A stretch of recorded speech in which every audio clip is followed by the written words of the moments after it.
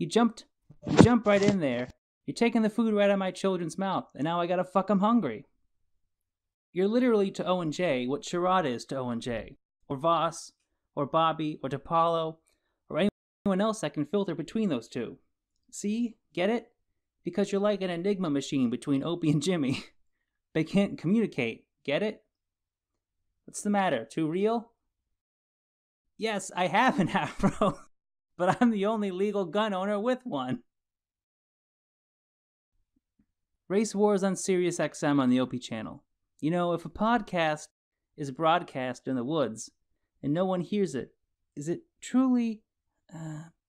Jay, you cut your hair. It looks great. You donated your ponytail to, douches, thank you.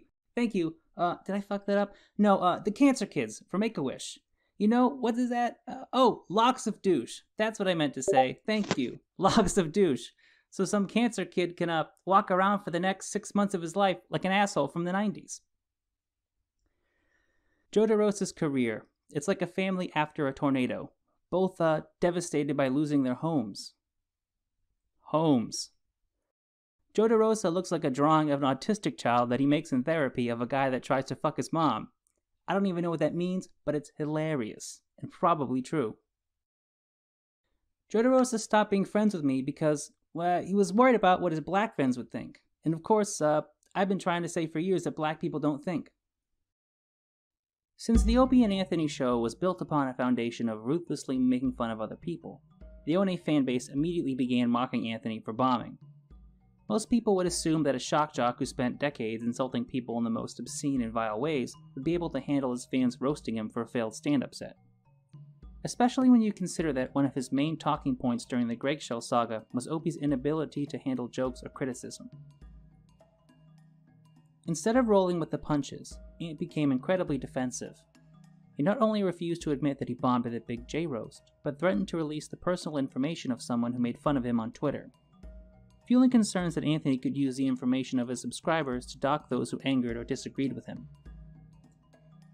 For centuries, Opie and Anthony historians will debate the exact moment where the fans turned on Anthony. In my opinion, this incident set the tone for everything that was about to unfold. But it was not the first time Anthony lashed out at the fan base. If you are even a casual fan of Opie and Anthony, you might be aware of Anthony's penchant for blocking people on Twitter who criticize or insult him.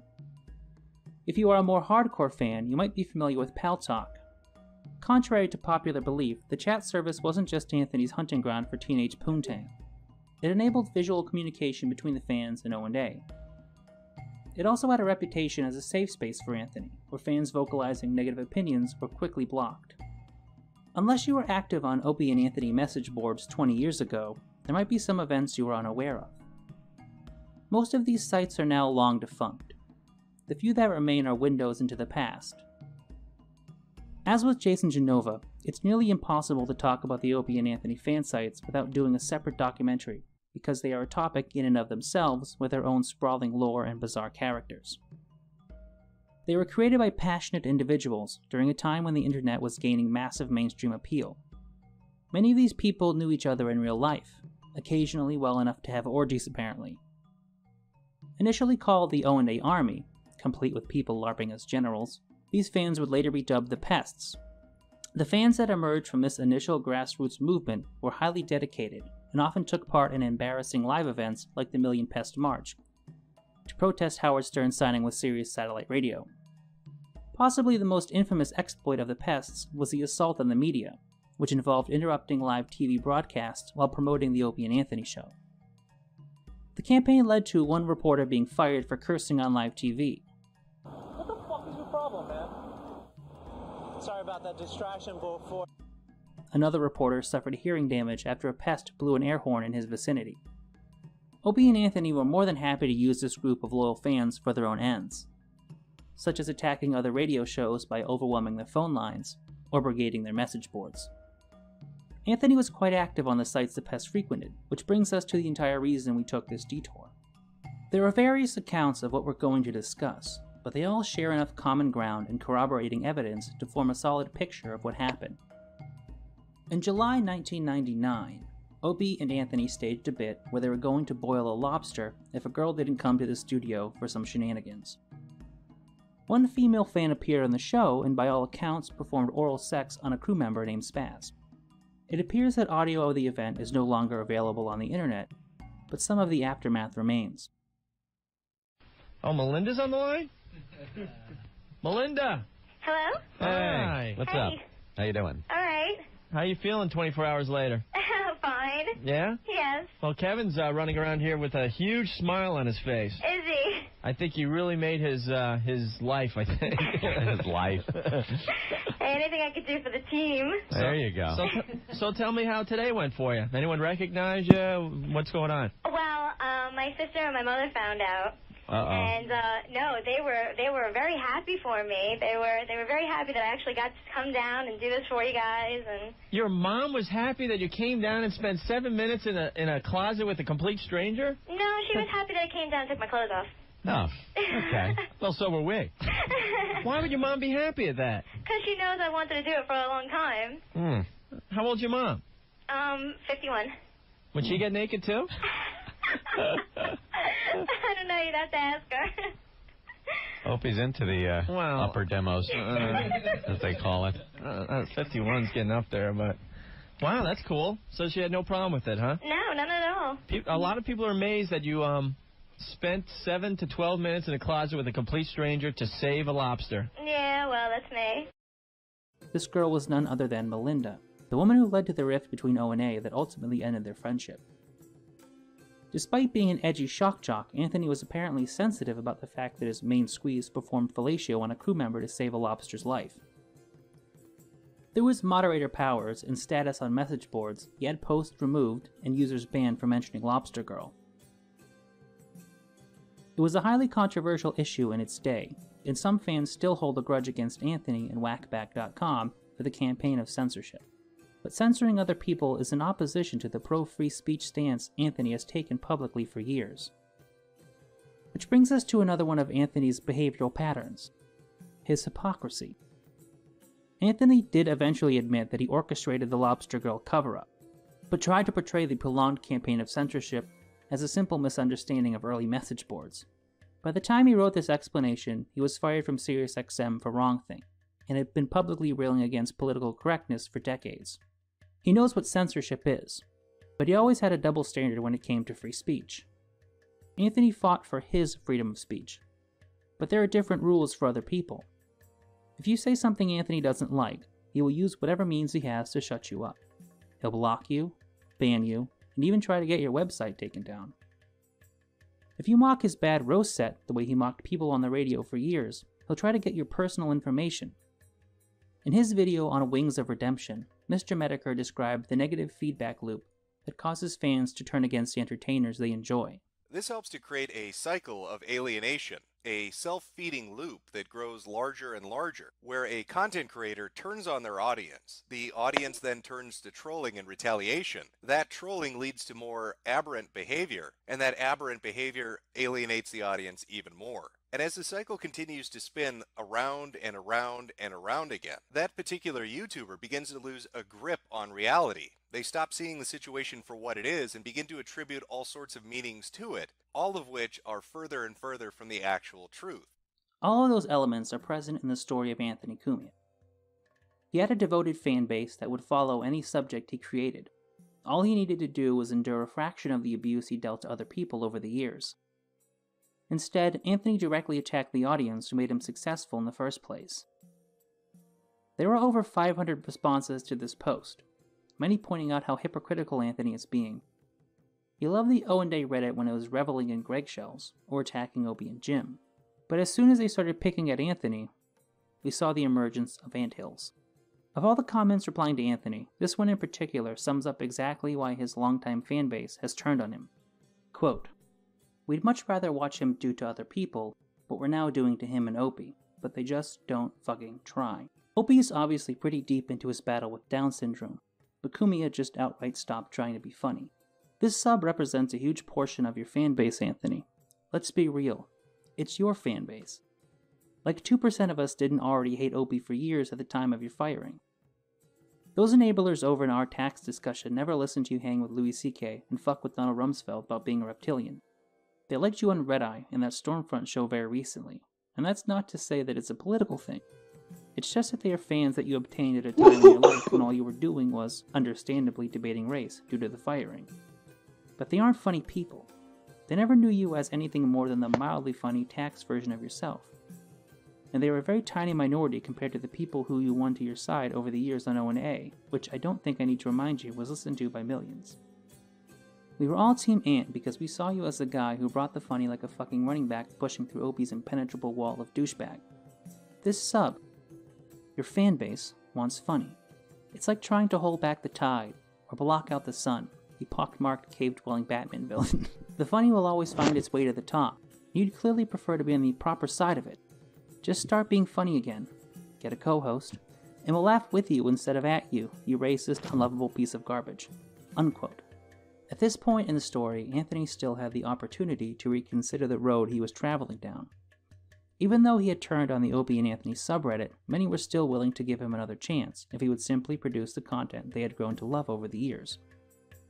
In the waning months of 2015, it seemed like he might be heading in that direction, as he released 2 episodes that were well received, Taxgiving and Greg Shells 2.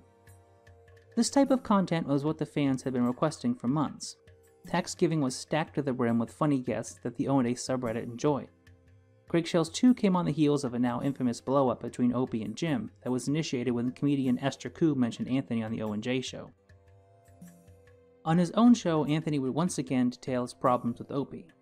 Since Opie was still the most hated member of the show by a significant margin, bashing him was an obvious tactic to regain some degree of support from Reddit. Anthony's efforts may have been too little too late, though. His over-the-top antics after the Big J Okerson roast had already marked him as an easy target for trolling. During his 20-year career in radio, Anthony helped nurture a fan base that thrived on brutal comedy that often transcended the boundary of a radio broadcast and spilled over into real-life actions. Now the pack of wolves he raised was finally noticing the juicy cow that had been sitting in front of them the entire time. Unfortunately for Anthony, he would soon have far bigger problems to worry about than angry Redditors. On December 19, 2015, Anthony was arguing with his girlfriend, Danny Brandt. Oh my god. Oh, I found a vibrator today. I told Garrett, fucking dibs.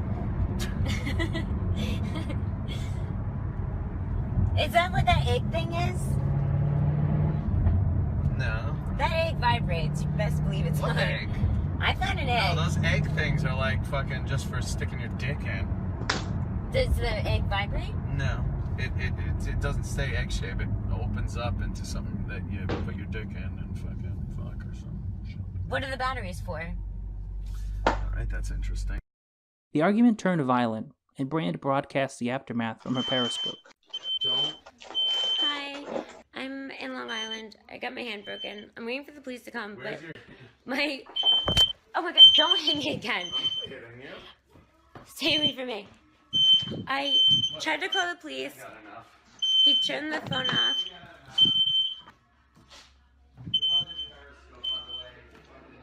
You shouldn't have lied then. You shouldn't have lied, and you shouldn't have hit me, and you shouldn't have treated me like shit, and then I wouldn't be periscoping this right now. Leave my house. I'm asking. I'll pay to have you go back to the... I don't need you to pay for a car. I need you to pay for my fucking broken hand, you dumb piece of shit. But you're moving your hands. What are you talking about? This is beautiful. So glad that you guys saw this. But just so you can see some other shit. Right there. And then right there. So oh, and then on my boob too, but you won't be so lucky to see that. This is wonderful. Wonderful public image. Yeah! Ladies and gentlemen, it's the Anthony and Danny show. Oh, never put my name with yours, you racist bigot. Stay away from me, you fucking psycho! Come on, baby. Oh my God, isn't this great? You threaten me all the time. I've already uploaded all your... Sweetie. I've already uploaded all your threats. Oh no, don't fall. Oh, you're so fucking clever. No, I thought you were gonna fall over the ottoman like Dick Van Dyke. Come on, sweetie. Stop coming. No. Baby, you want to sing karaoke? Let's sing. Come on. Anthony was arrested on charges of strangulation, assault, criminal mischief, and unlawful imprisonment. Danny's video went viral, and the story of Kumia's arrest was covered by several major media outlets. Amusingly, this was the most media attention Anthony had received since he was fired by SiriusXM. The court documents related to the case describe Anthony stomping on Danny's hand, injuring her ribs, and strangling her. When she attempted to call the police, he tried to break her phone by throwing it on the ground, and then ripped the landline off the wall. Wait, your dad used to yank phones out of the wall? Oh, hell yeah. Wow, nice. Go fuck, is there anything that was sticking out or something would be punched or thrown on the floor or broken? Yeah. A more complete collection of the Periscope videos paints a gruesome picture of the events taking place in Kumia's Roslyn Heights home. Where the fuck is my gun? Ah!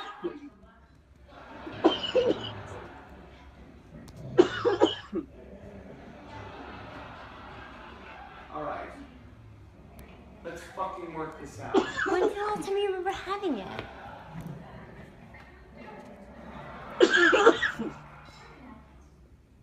The extended footage shows Anthony convincing police that the 911 call was a prank, even though Danny told him that he lost his firearm during the altercation.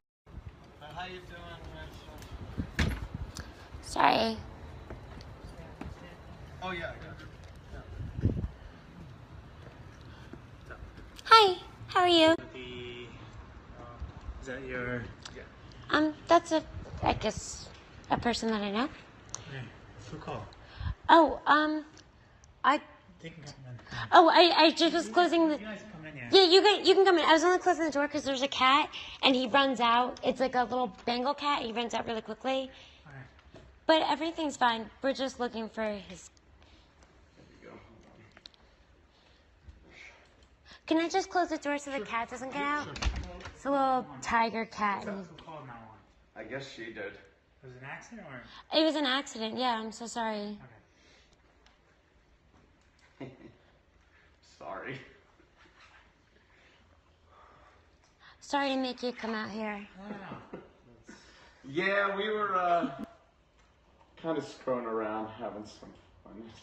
It's getting a little loud, and then... Sure, they're professionals. They don't want to hear that you accidentally called 911 because you thought it was funny. We're so sorry to have bothered you. Sorry, man. That's all right. Have a wonderful night. Happy holidays. You guys take care, man. Have a good night. Sorry.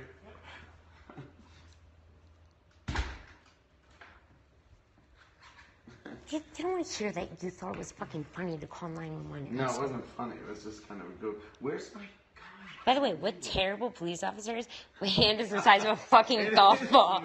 Yes, it is. Oh, Anthony, come on, please.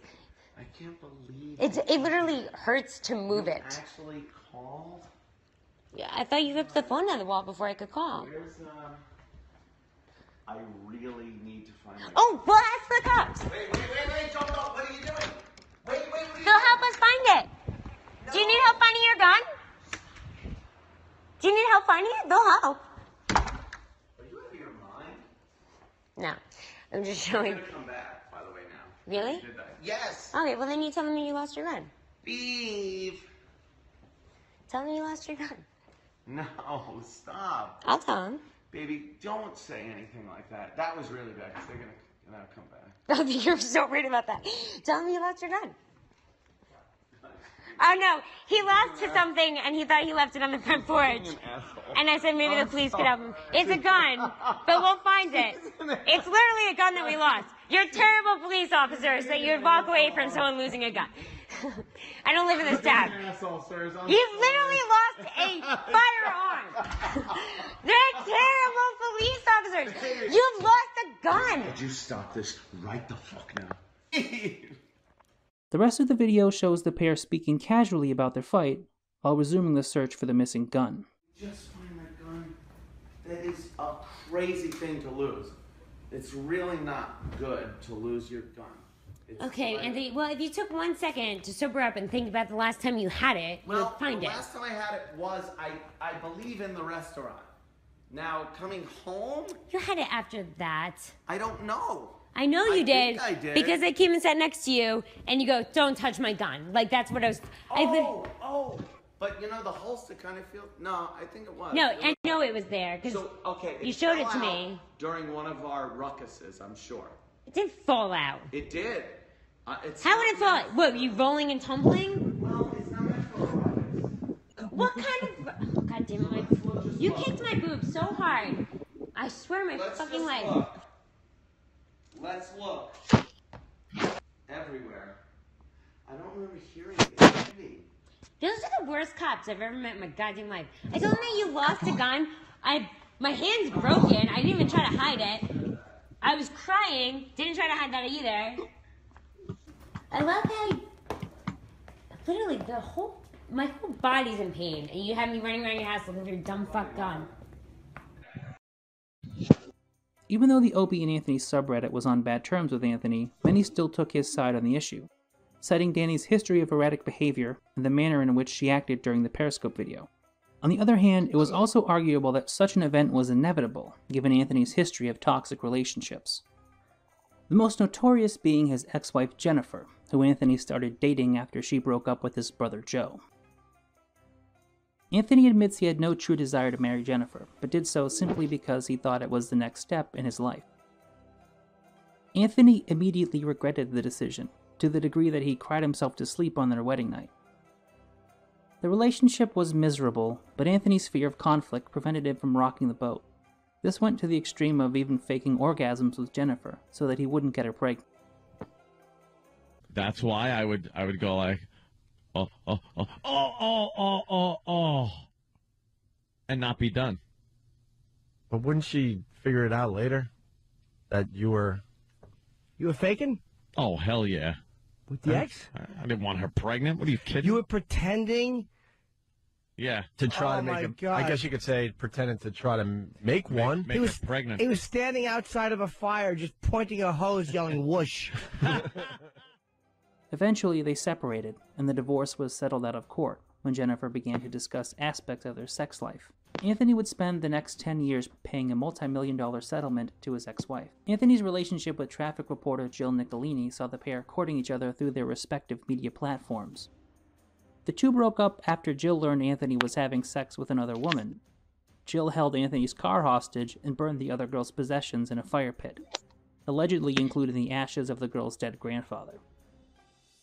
After Jill sent out a series of emails discussing their breakup, Anthony trashed her on the radio, going so far as to mention Nicolini's diet pill-induced anal leakage. She takes these goddamn pills that keep the fat from digesting, so it goes right through you. It's not absorbed in your body. It goes right through you. So if she eats a lot of stuff with a lot of fat in it, she takes a lot of more of these fat go through you pills. And then she goes to bed, and a certain part of her body will leak. I woke up one morning, and I swear it looked like someone overturned a pizza on my sheets. It was nothing but this yellowish grease, a grease stain all over my sheets. Grease stain. There was also Melissa Stetton, a model and fan of the show from Los Angeles, who friended Anthony on Facebook and later went on a date with him during a business trip to New York. She would recount her time spent with Anthony in a blog post titled Trophy Wife, aka My Life with a Shock Jock. According to Stetton, while on their date, Anthony brandished his gun at a man who was hitting on her. The next morning, Anthony bought her a happy 12-hour anniversary gift card and was already asking her to go out on cruises and move in with him. I've given up on the concept of love. I honestly don't think it really exists. Within 3 months, Melissa was living with Anthony. Initially, she was happy, but their relationship quickly devolved into endless days and sleepless nights of drinking and watching reality TV. Stetton became paranoid because Anthony was hiding things from her. Stetton claimed that on one occasion, she learned that Anthony was following a 14-year-old girl on Twitter and had saved her Amazon wish list so he could buy her gifts. Which brings us to the assorted cast of teenagers Anthony dated over the years, such as the girl who was so young that when she experienced an asthma attack, she had to be admitted to the pediatric wing of the hospital. then it's time to, you know, go into the emergency room portion of the hospital. Now, I've you know, dealt with that before in the past, but this was a little embarrassing. They took her into pediatrics.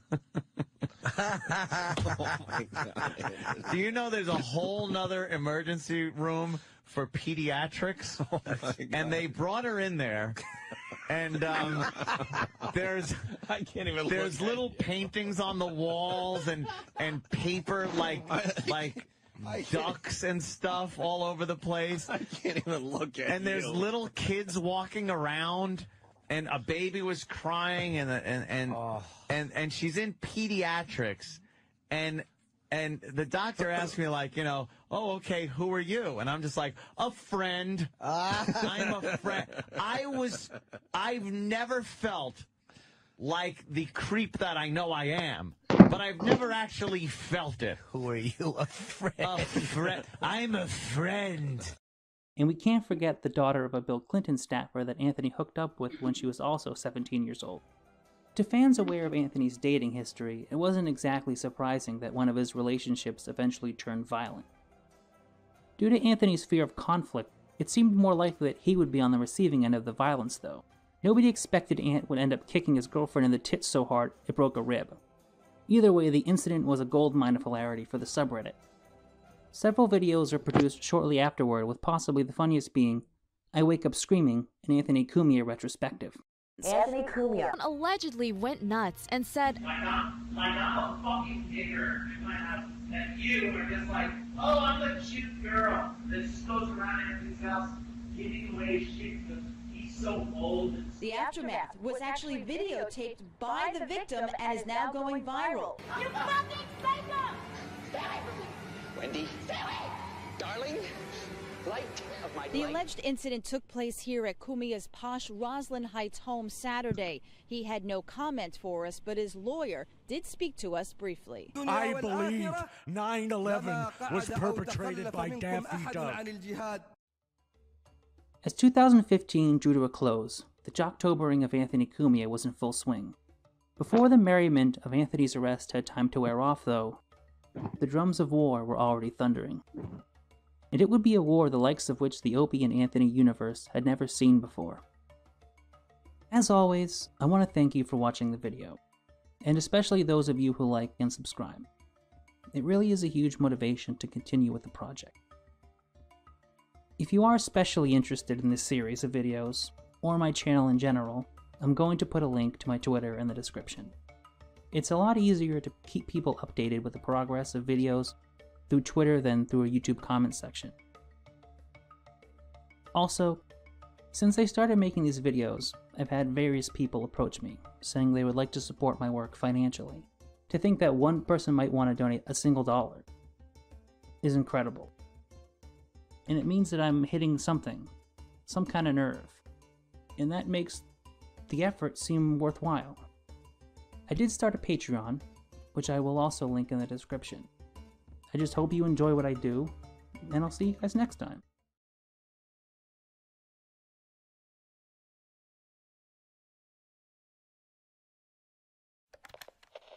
The elite are all about transcendence and living forever and the secrets of the universe, and they want to know all this. Some are good, some are bad, some are a mix. But the good ones don't ever want to organize. The bad ones tend to want to organize because they lust after power. Powerful consciousnesses don't want to dominate other people. They want to empower them, so they don't tend to get together until things are really late in the game. Then they come together. Evil's always defeated because good is so much stronger. And we're on this planet, and Einstein's physics showed it, Max Planck's physics showed it, there's at least 12 dimensions. And now that's why all the top scientists and billionaires are coming out saying it's a false hologram. It is artificial. The computers are scanning it and finding tension points where it's artificially projected. So we're like a thought or a dream that's a wisp in some computer program, some God's mind, whatever. They're proving it all. It's all coming out. There's like this sub-transmission zone below the third dimension that's just turned over to the most horrible things is what it resonates to. The devil, whatever you want to call it, this interdimensional thing that gives them advanced off-world technology, the fallen one that's not of this world. What? Is that Satan? But what are you talking Satan. about? That's Satan.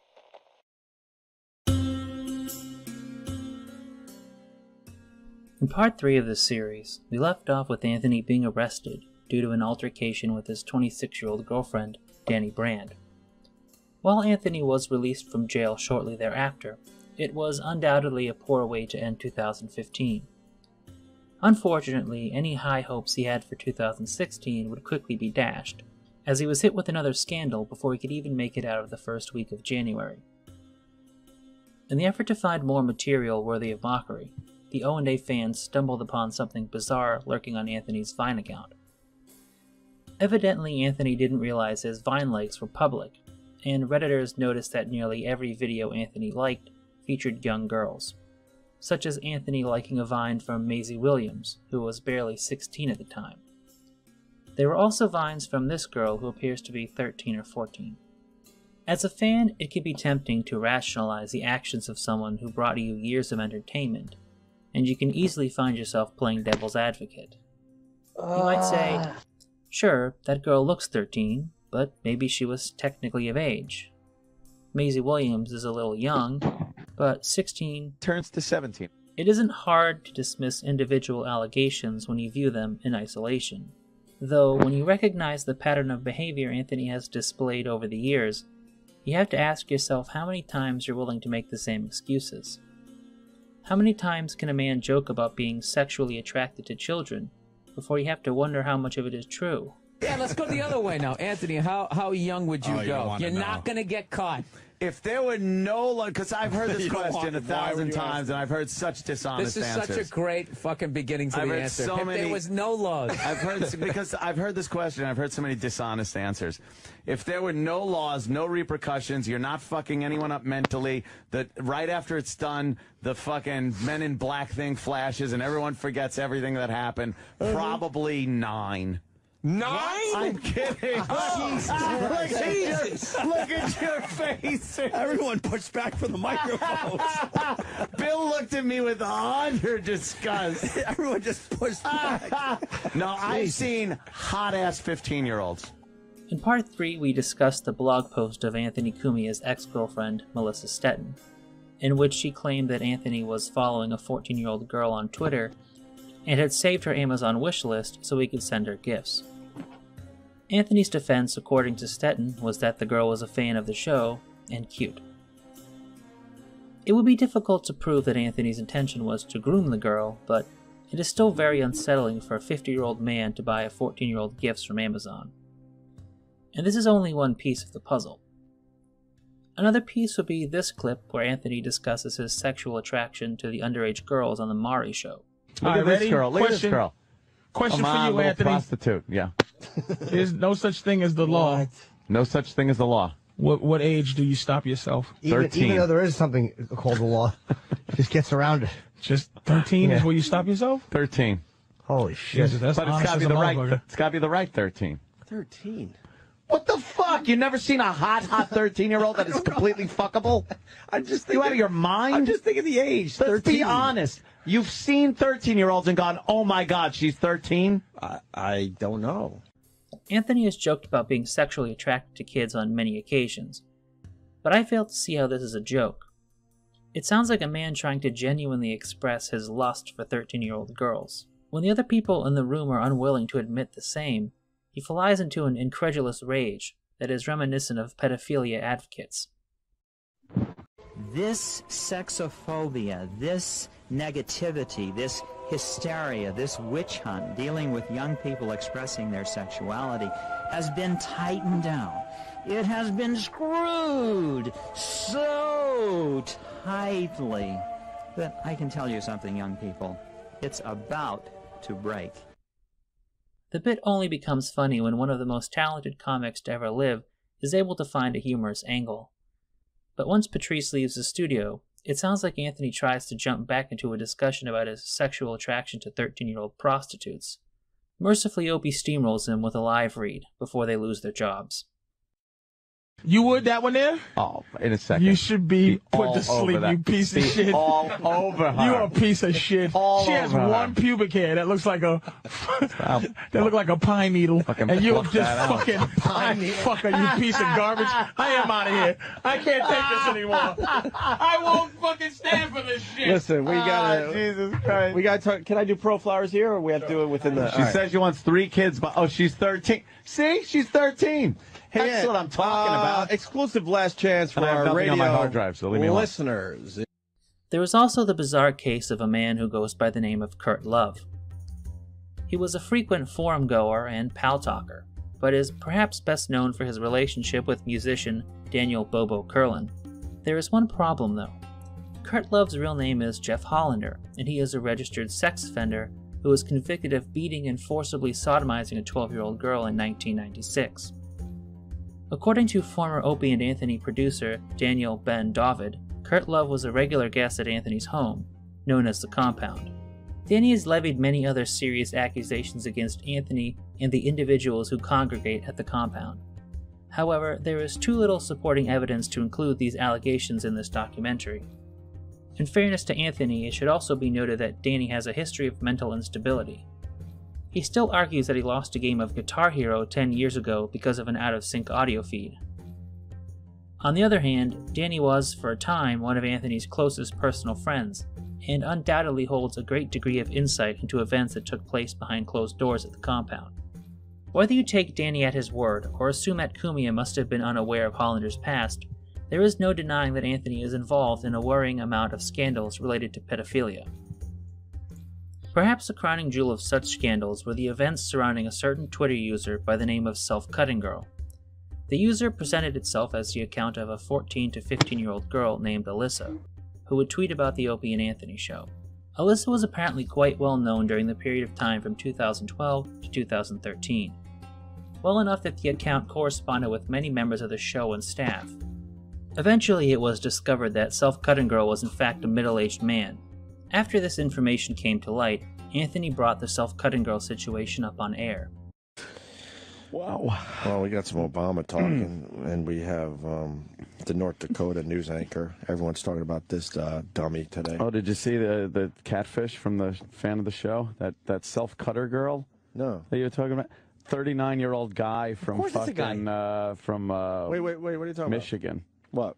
What? Or from Georgia. Self-cutting girl? Remember that girl? She was supposed to be some 15-year-old that was really smart and clever and online. I think you said you quoted it. I've retweeted her on Twitter. Yeah. I blocked that fucking guy. I knew that was a guy. Oh, I don't know. I just retweeted some shit that I thought was cool. That's all. It was a dude. Yeah, of course. I had no doubt that was a dude. Hilarious. How'd you find out?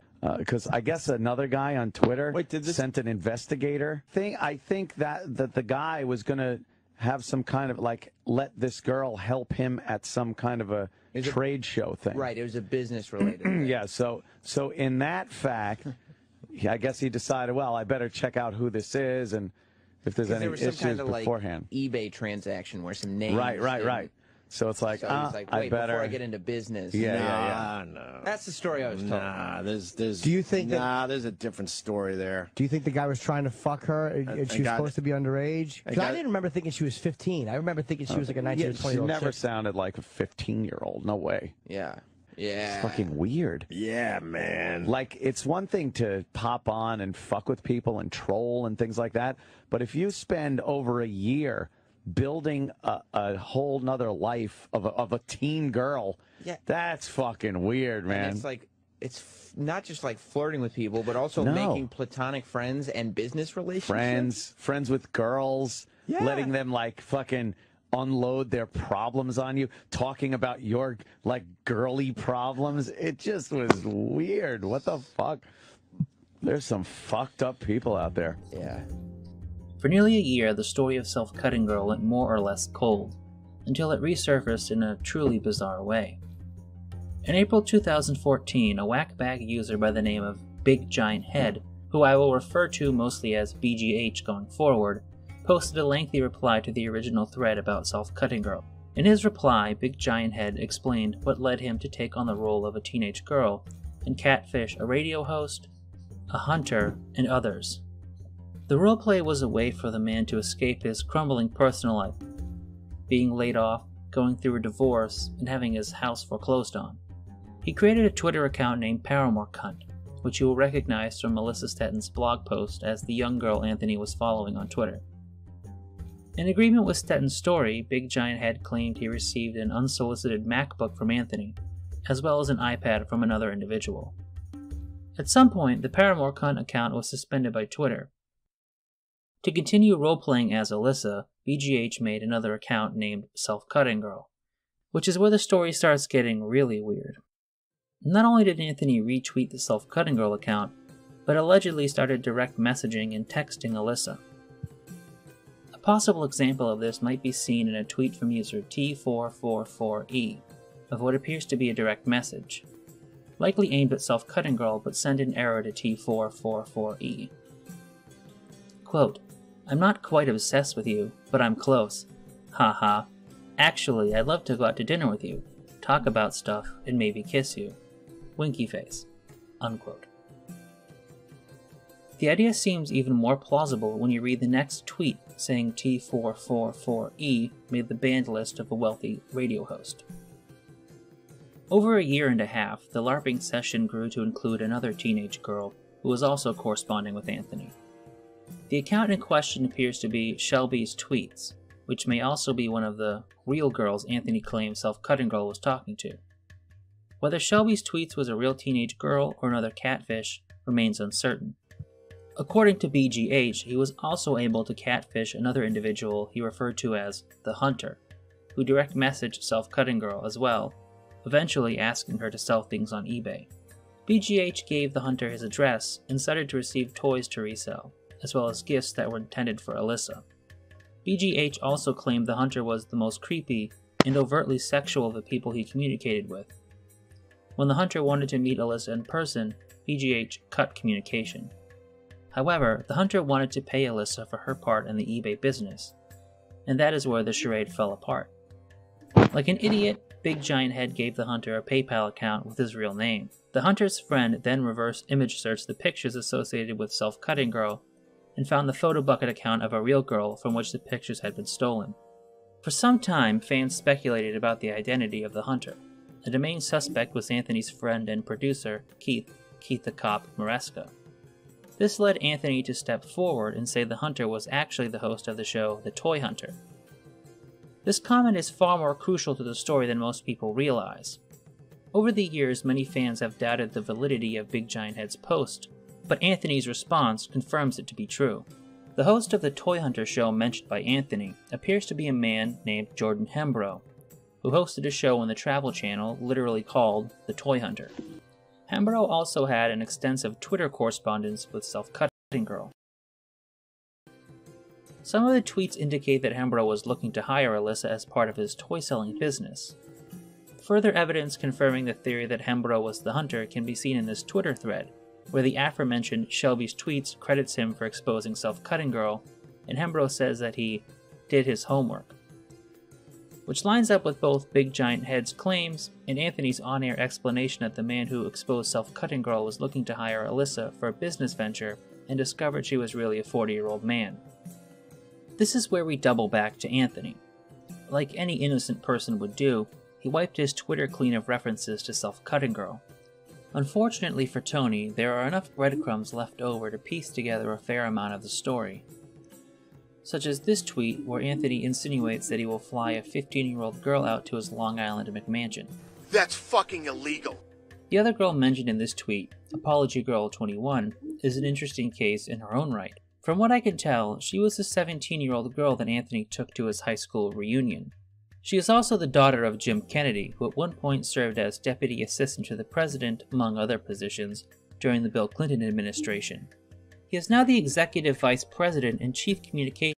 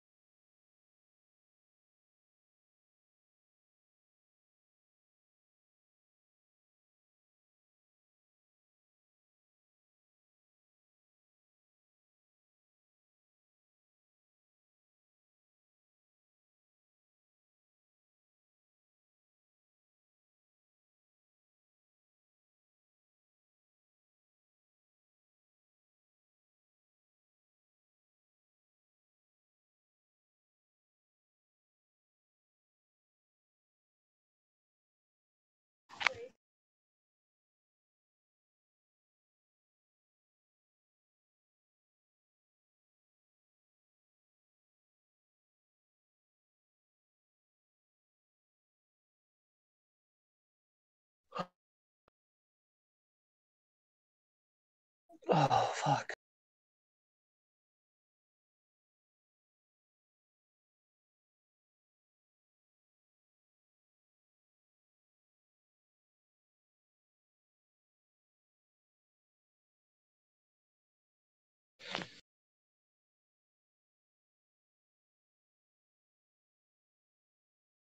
This is where we double back to Anthony.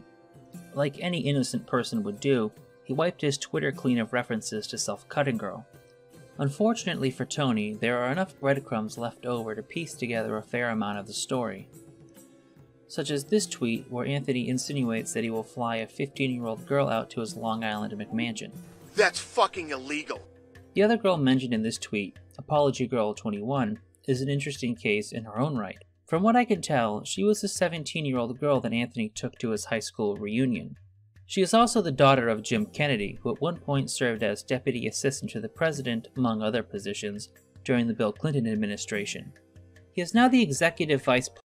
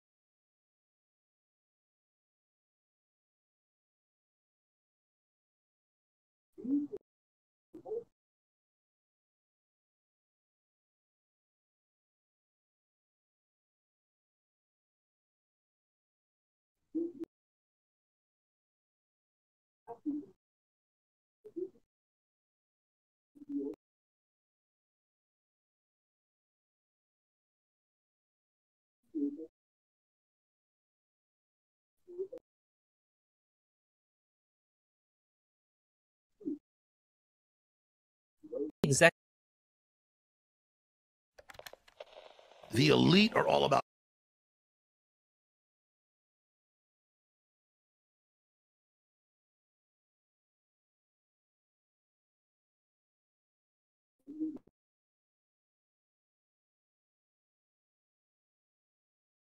over the most horrible things is what it resonates to.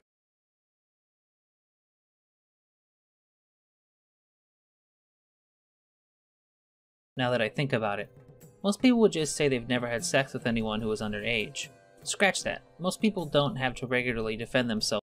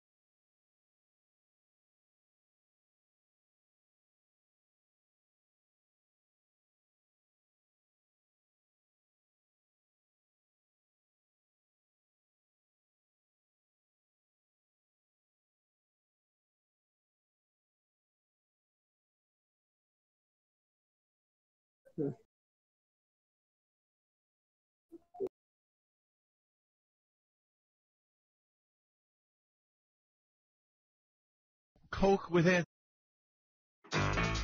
This is the plaintiff, Joseph Cumia. A racist, misogynist, pedophile, Nazi, white supremacist, card-carrying, violent pedophile.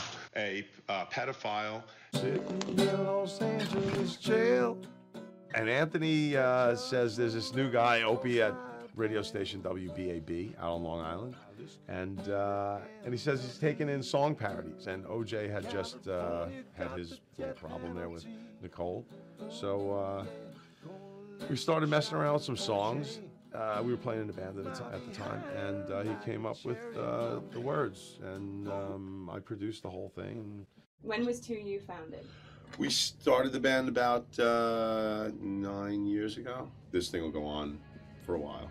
We knew that it was going to go somewhere, that we were going to end up making a living at it eventually, and that's pretty much what happened.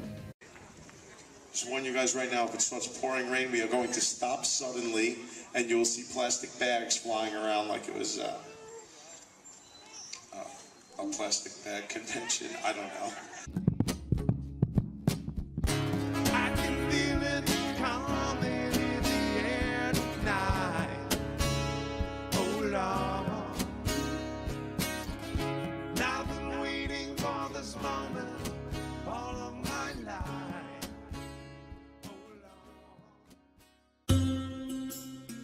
In part 4 of this series, we explored the events that started an all-out war between Anthony Cumia and the members of the Opie and Anthony subreddit. But the repercussions for his actions would extend beyond Anthony alone. Perhaps the individual to feel the worst of the Opie and Anthony subreddit's wrath would be Anthony's own brother. We've briefly talked about Joe Cumia in the past, but now is the appropriate time to familiarize ourselves with the man who calls himself Brother Joe. The first thing you may notice about Brother Joe is that he looks like an extra from an episode of Sons of Anarchy. To date, I haven't been able to find a reasonable explanation for Joe's obsession with the show, but he regularly wears branded clothing and jewelry, which led to the nickname Sam Crow Joe. He takes his love for the show so seriously that he even has a long-running but entirely one-sided Twitter disagreement with anti-Trump actor Ron Perlman. Like Anthony, Joe has an extensive history of using social media websites to post extremist beliefs about race and politics. So much so that Joe once felt the need to mention his dead mother's liberal political views in a Facebook post announcing her death. Joe doesn't only use social media to proffer his insights into the issues plaguing modern society, though. He also regularly posts anecdotes about his experiences as a parent. Joe takes great pride in his ability to impart wisdom and valuable life lessons upon his two young children. On the other hand, his ex-wife has accused him of being a neglectful father who tries to avoid paying child support and has caused their daughter to be tardy or absent from school dozens of times per year. This is the same ex-wife who allegedly hit herself in the face with a frying pan to get Joe arrested, so who knows. In fairness to Joe, his views on parenting were undoubtedly influenced by his own warped upbringing. Based on Anthony's childhood stories, it's likely that Joe Jr. was exposed to firearms, drugs, and sex at a very young age. There were also the instances of the Kumiyas snorting cocaine as a family. Yeah. I've heard the stories over the years, but Jimmy, listen to this. So we just started talking about how we would just snort cocaine as a family. we would all just buy coke from my old boss. Well, they're talking about this, and then I kind of made the connection. I go, wait a minute. I go, I call Aunt's mom. Yeah. And I go, wait a minute. You used to do coke with Aunt? Oh, yeah, it was family. It was way back when, everyone was doing it back then. So, yeah, we would go into Northport and go on the boat and then just, hey, could you grab an 8-ball from, and then you mention my old boss. Yeah. And, we'd get some and just, we'd be snorting coke. Together, Jimmy. Mom, Sal. Yes, really? Joe. Thank you. That was my reaction. Yeah. I don't know many people that did coke with their mom and dad. That was fun. Brother Joe is best known for his work as a musician, in particular, co-writing the song parody Gun Electric Shock OJ, which led to the now legendary partnership of his brother Anthony and Greg Opie Hughes, who was hosting a program named The Nighttime Attitude at the time. After the initial success of Gun Electric Shock OJ, Joe's involvement in the Opie and Anthony show was minimal. He created a few song parodies and would also sometimes call in when the boys were discussing Anthony's time performing in various Long Island-based bands. The most well-known example being the genuinely catchy love ballad, Oh Dara, which was written by Joe and sung by Anthony. So, oh wait, Joe, you have a setup for this song?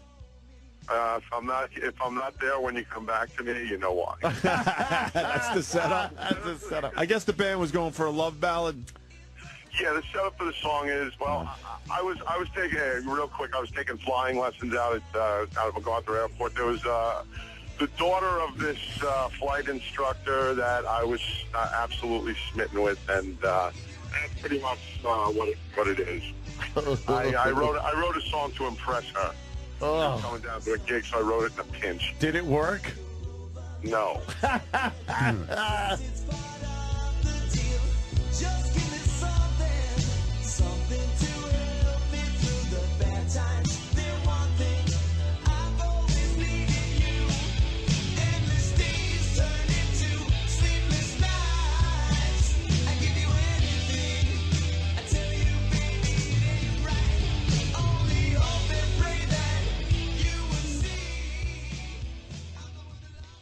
However, Joe Kumiya considers himself one of the founding members of O&A and takes credit for the years of radio gold produced by his brother, as well as the millions of dollars Anthony earned in the process.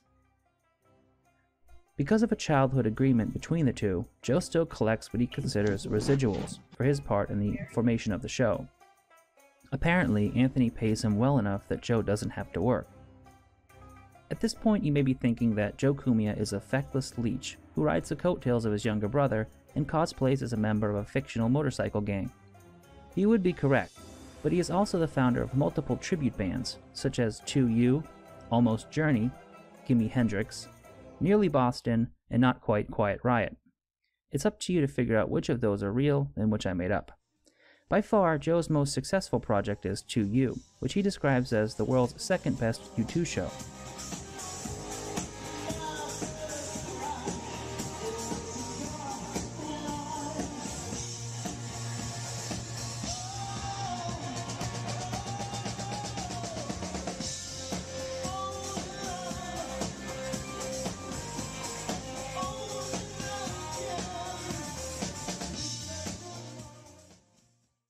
Rounding out his musical repertoire is the Solo Joe Acoustic Show. How you doing? I am known as the Solo Joe Acoustic Show, mainly because I can play by myself and make it sound like a whole bunch of people. So here we go. This is how it works. I have a looper, this Digitech looper. And what I'll do is I'll lay in a beat. First thing, Let's do Clapton tune. Here we go.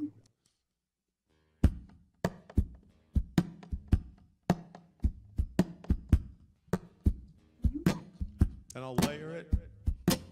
We get the snare in there.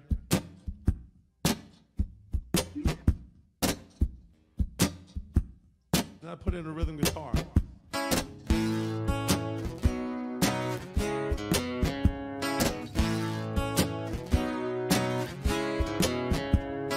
That frees me up to play leads, just like Eric.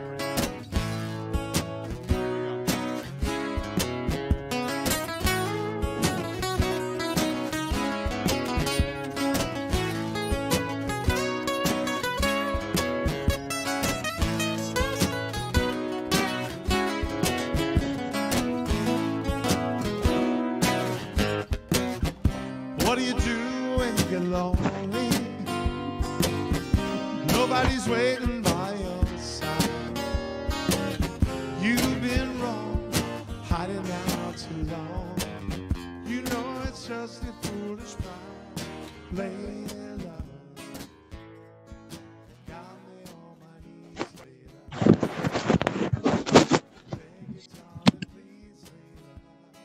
Despite riveting literally tens of people in the park,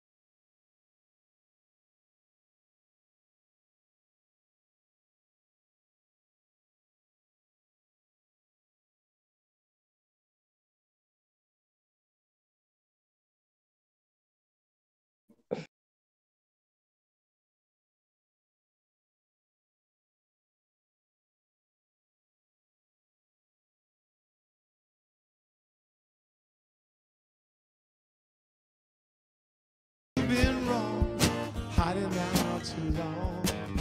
You know it's just a foolish pride, playing love. Got me on my knees, later. Beg you, darling, please, later. Despite riveting literally tens of people in the parking lots of public libraries, the sleepy-eyed guitar player wasn't content being only a musician. He was determined to get his feet wet in the world of podcasting as well. After Anthony was fired from Sirius XM, Joe started producing podcasts to keep fans informed about his brother's situation. When the important Cumia finally got his network up and running, Joe did the only thing he could think of, once again leech off his more successful brother's notoriety. In late 2014, Joe decided to relaunch the Joe Cumia Show, Guilty by Association, with the help of a man named Joe Pitaro, founder of Muscle Sport magazine. To fund the relaunch, the two Joes, who from now on shall be referred to as J Squared, started an Indiegogo campaign with the goal of $10,000. And I'm sorry, but I have to read the entire pitch to you, because it is an absolute gem. Quote, "The Joseph Cumia Show.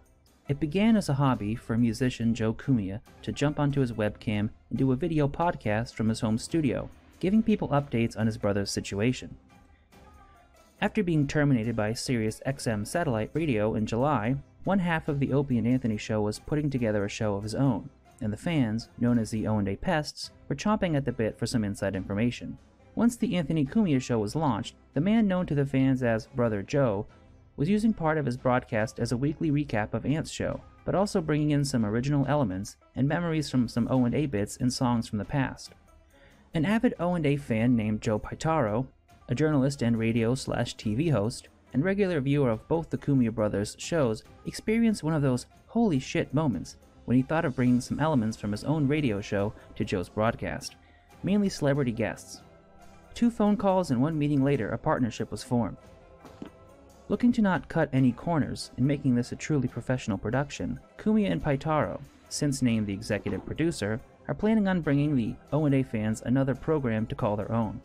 Viewer interaction is not only welcomed, but encouraged. Live phone call-ins and contests will be regular parts of the show, as is a live Twitter feed.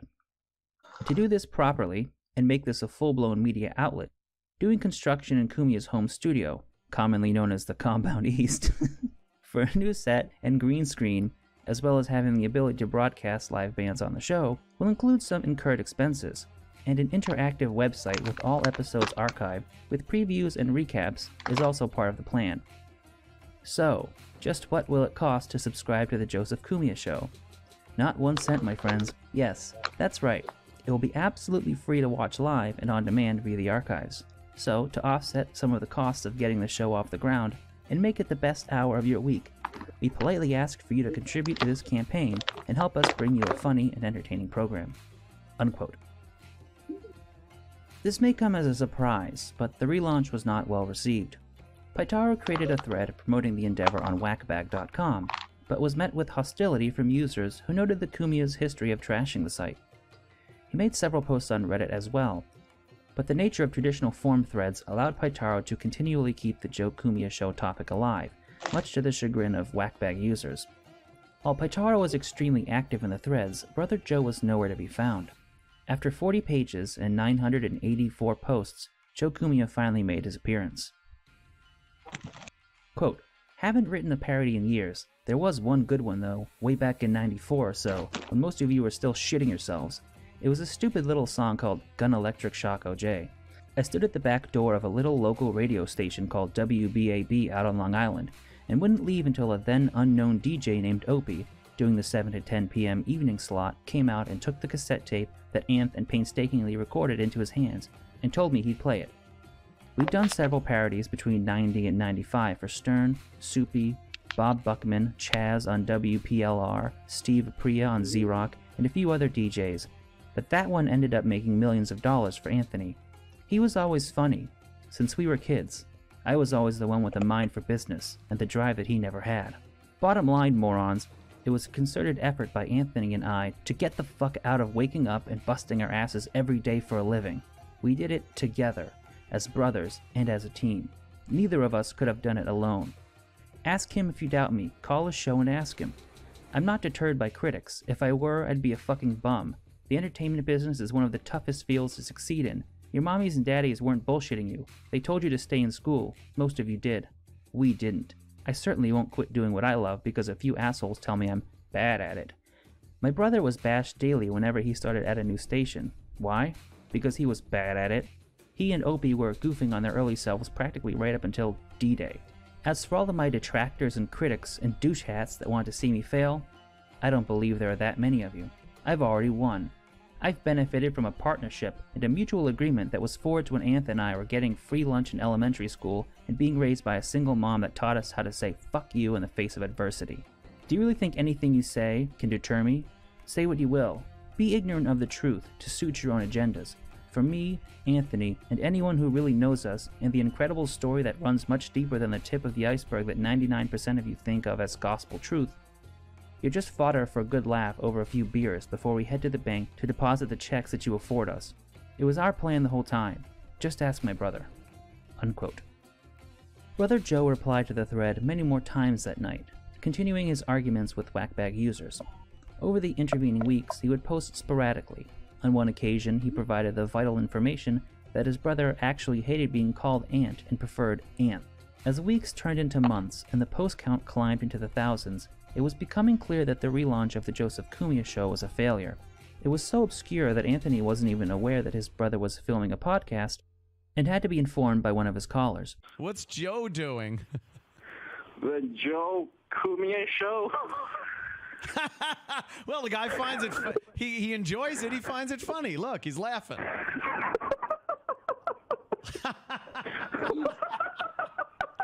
Look, I don't know. Oh, shit. Joe wants to do a show. The internet's open to everybody.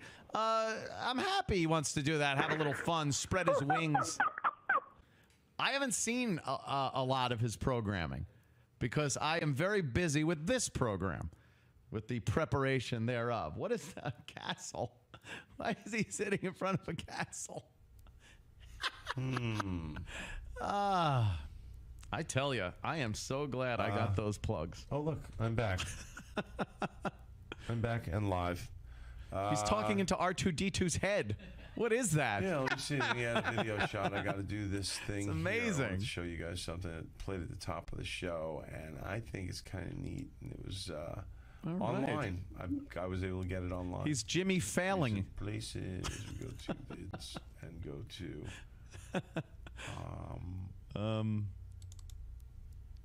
This is it? This thing. Some people in Pal Talk are asking if this is Joe Tober. You want Roger? Joe Tober? Yeah, well, Joe Tober him. Tribute. What's he doing with the beard? Will blow you away. Is he growing some kind of fucking... So yeah, this week, let's see. It's What's going on with the sound? Who's running his show? Rat? Thursday acoustic. At a place called the Village Idiot Pub in Patchogue. Oh, Joe's plugging. I'm there tomorrow. Joe, you got to give him material before you plug. 8 o'clock. You got to give him something. Get into the you van, can't just get plug. My ass out of New York. We drive down to Fairfax. He always looks Virginia, exhausted. overnight. He's like always rubbing his eyes. Honey's coming with me. I don't know. So, my truck broke down. It's a new truck. Hang out. Go upstairs and grab one of the guitars that are leaning against the staircase and bring it down. Because my brother's doing a fucking show at around 8:30. I want to show how good I play guitar. With a band called that should be a good kind of gauge on what we do. Let's see what the Kumia boys do. Where our talents lie. You got to look over here.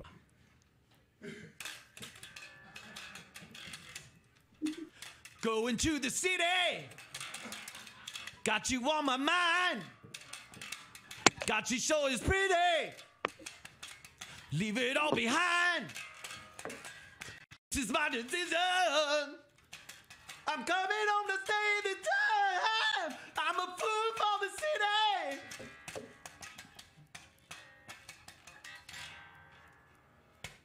city. That's me playing guitar. That was Joe doing a show.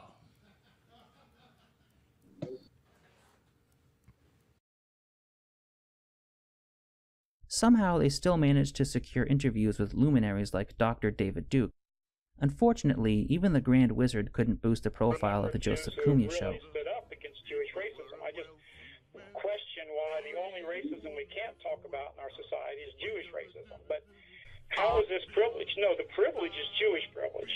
And it's proved also with Atlanta Kagan, who I mentioned earlier. She later went to the Supreme Court. She was nothing but a big Jewish racist. Nelson Mandela is praised in the international media and American media as like a hero and one of the greatest men of the 20th and 21st century. And it's not even mentioned. I read a Time magazine article about him the other day. It wasn't even mentioned, his past. I know it's coming. A member of the Central Committee of the Communist Party. No argument about it. He was a commie, man. Tell him he was a commie. I knew it. The live streams were only receiving 10 to 12 viewers, and J Squared were likely scraping together tens of dollars, if anything at all. The Indiegogo campaign was also a disaster, raising only a fraction of its intended goal. This probably wasn't helped by Paitaro's bizarre notions of marketing and success that were frequently ridiculed by forum-goers. Eventually, the thread was shut down due to threats of violence. Kumia then created a second thread devoted to the Joe Kumia Show. This would be his last post on the site. However, Whackbag would not be the only online community to make Joe Kumia a target of mockery and derision. Over the years, he drew the ire of the Opie and Anthony subreddit, who teased him for collecting a welfare check from his younger brother and LARPing as a member of the Sons of Anarchy motorcycle club.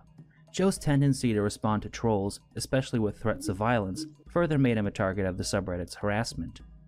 It was Joe's habit of routinely injecting himself into his brother's affairs that drew the true disdain from the Owen Day subreddit, though. This was the case during the aftermath of the Big J Okerson roast, which we already discussed in part 3 of this series. That being said, we did not delve too deeply into the doxing threats that would later be dubbed Dox Wars 1 by Redditors. For those who don't know, Anthony's set at the roast was a disaster that led fans to make fun of him on Reddit and Twitter. Oh, by the way, DeRosa couldn't make it here tonight. I'm very upset about that. If anyone's eating upstairs and you need a knife, just grab the one he put in my back. That's For a girl to fuck Joe DeRosa, she has to take more shots than a grandmother going to mass in Charleston. Big J and DeRosa, they look like the before and after shots of Jared from Subway. Joe DeRosa's career, it's like a family after a tornado, both devastated by losing their homes.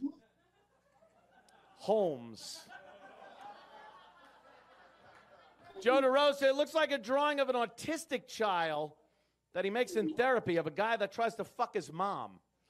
I don't even know what that means, but it's hilarious and probably true. DeRosa looks like he was made the same way they turn a vagina into a penis, doesn't he? Some meat kind of turning around thing. DeRosa is a spineless cunt, and the only way he could stand upright is if Bill Burr can keep his erection.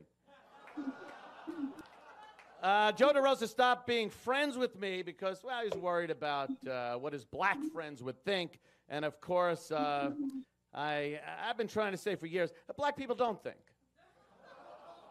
Oh, come on. And, of course, Joe DeRosa staying right with his black friends, paying off a lot there in L.A. He's starring in the new movie Dildo Unchained. So, Jay. Everybody else for coming out.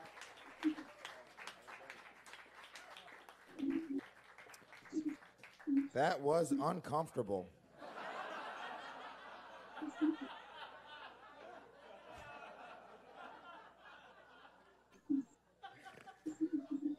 Oh, shit. Aunt, you said it was your first time roasting, not first time in front of a microphone. Fuck.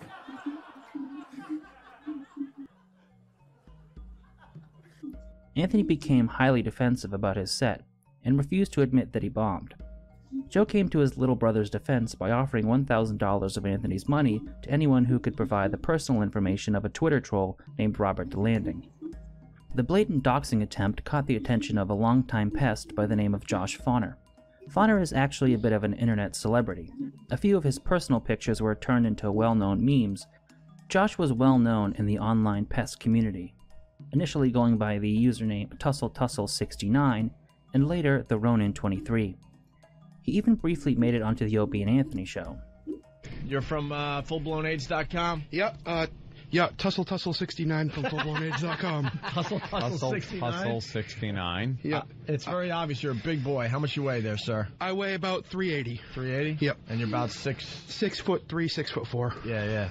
God, Jimmy, you nailed it. Yeah, because look at his hand. Put your hands out. He has hands in his pockets. He just looks like he's all cute and kissable. Yeah. Not in a queer way. But I just mean in a Wow. sweet, like you're a sweet boy. And you're breathing like crazy. Yeah, A little nervous? E-Rock had me run all the way over here. Oh, we did? Yeah. Good job, E-Rock. How's his running skills, E-Rock? Knocked the cubicle over. Did he really? Big nervous Nelly. So what are you about? Well, I'm one of the pests, that's for sure. We appreciate that. Yeah. Yes. I'm from up in Palm Bay, which is about 2 hours from here. Okay. Woke up at 3 o'clock in the morning to drive down here. Wow. Gee. I'm also one of the peppermints. Anthony, I don't know if you know about them.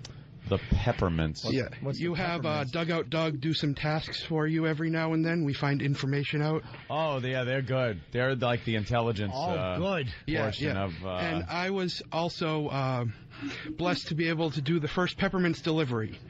We found somebody online on Usenet who was pretty much getting a petition against Anthony going for being a racist. Oh, nice. And we found out that he had a podcast, and he only lived about 80 miles from me. Yeah. So we decided that I would take a trip up there, say hello, deliver a nice little letter that our leader, Rabbit Man, wrote up. Tussle, I'm here on behalf of our leader, Rabbit Man. And we were trying to deliver a gift, too. We were deciding what we want to do. At first, we were going to do a fish. Old school style, like Godfather. But then we decided that might be a little bit, threatening. threatening. So and a little hacky, too. Yeah. It's been done, you know. We decided on a bag of peppermints, a little bag of peppermint candies. So, As Josh explained in a Facebook post, he had defended Anthony in the past, but the doxing attempts were one step too far. Both Anthony and Joe replied to Josh's post, with the latter choosing to spend his birthday arguing with Josh on Facebook.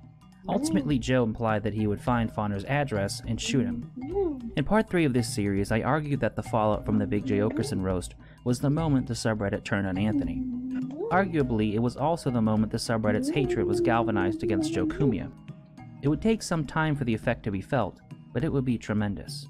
After Anthony's connection to transgender porn actress Sue Lightning was discovered, he had a meltdown on the subreddit and attempted to dox some of the individuals who were making fun of him. There was an apocalyptic backlash from Reddit users, and eventually the closing of the Anthony Cumia Show subreddit. Some Redditors weren't satisfied with going after Anthony alone, and decided to test his previous declaration that the subreddit had no effect on the lives or career of his social circle. The primary target would be Joe Cumia's band, and the weapon of choice would be Brother Joe's own race-obsessed social media posts. One Facebook post by Joe praising the leadership skills of Adolf Hitler would prove to be particularly problematic, as Redditors began sending this quote and other examples of Joe's racism to the owners of venues that were scheduled to host Cumia's tribute bands. In a Facebook post made on March 9th, Brother Joe revealed that he had already lost 3 gigs to the emailing campaign. Proving that he learned nothing from his brother's mistakes, Joe claimed victory over the white punk SJWs who had been emailing his buyers. Joe believed he could win the battle by preemptively emailing club owners and making his social media accounts private. Unfortunately for Joe, he was being outmaneuvered and outsmarted at every turn. His attempts to scrub his social media accounts was thwarted by a grassroots movement to archive a compendium of Joe's most racist posts. In a desperate bid to save his upcoming gigs, Joe begged his followers to send emails to a list of CEOs, elected officials, and upper management, asking them to do the right thing, not only for Mr. Cumia, but for America, by standing up to cyberbullying and cyberterrorism. This predictably backfired when Reddit got a hold of the emailing list and used it to send out more warnings about Brother Joe and his violent white supremacist beliefs to the very people he was trying to win over. After weeks of fighting fire started by Reddit, Joe finally capitulated by calling the aforementioned Josh Fauner. Fauner then posted about the conversation on Reddit, quote, "I just got off a 49-minute phone call with Joe Cumia about an hour ago. At first he called me, after a text conversation where he texted me out of the blue this morning, while I was recording one of my podcasts, and I had to ask him to call me back because I was busy being a broadcaster, LOL, which he did. He called me hat in hand, trying to gain insight into why this is happening to me.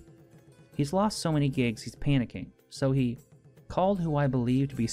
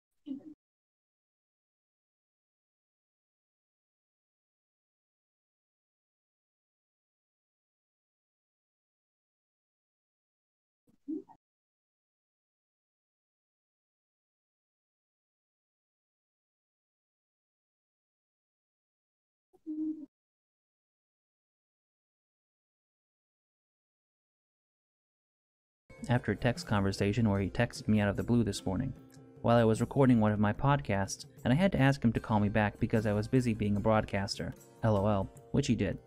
He called me hat in hand, trying to gain insight into why this is happening to me. He's lost so many gigs he's panicking, so he called who I believe to be spearheading this, again, LOL.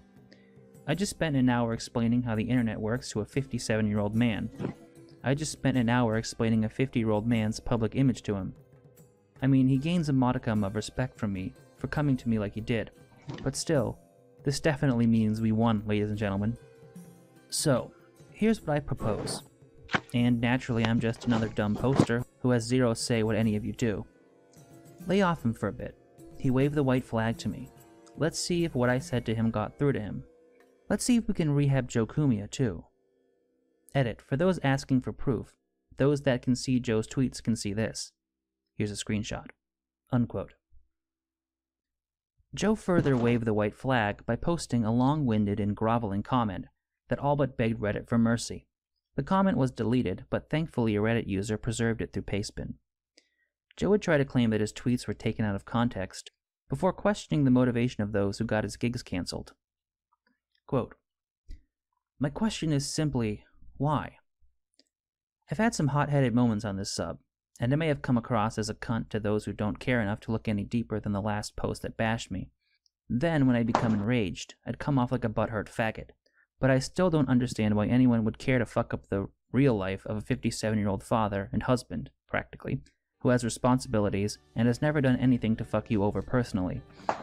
It feels like it was done just because you were pretty sure you could do it. The payoff was knowing you indeed affected my life, when I'd stated multiple times right here that you couldn't. Here's the damage that was done. I lost 5 gigs. 4 of them were contracted and the agencies had to pay me off. The client didn't like having to do it, but they were legally obligated, and it was their choice to cancel. The cancellation clause in my contracts only make provisions for canceling due to an act of God or illness. 100% of my shows are contracted.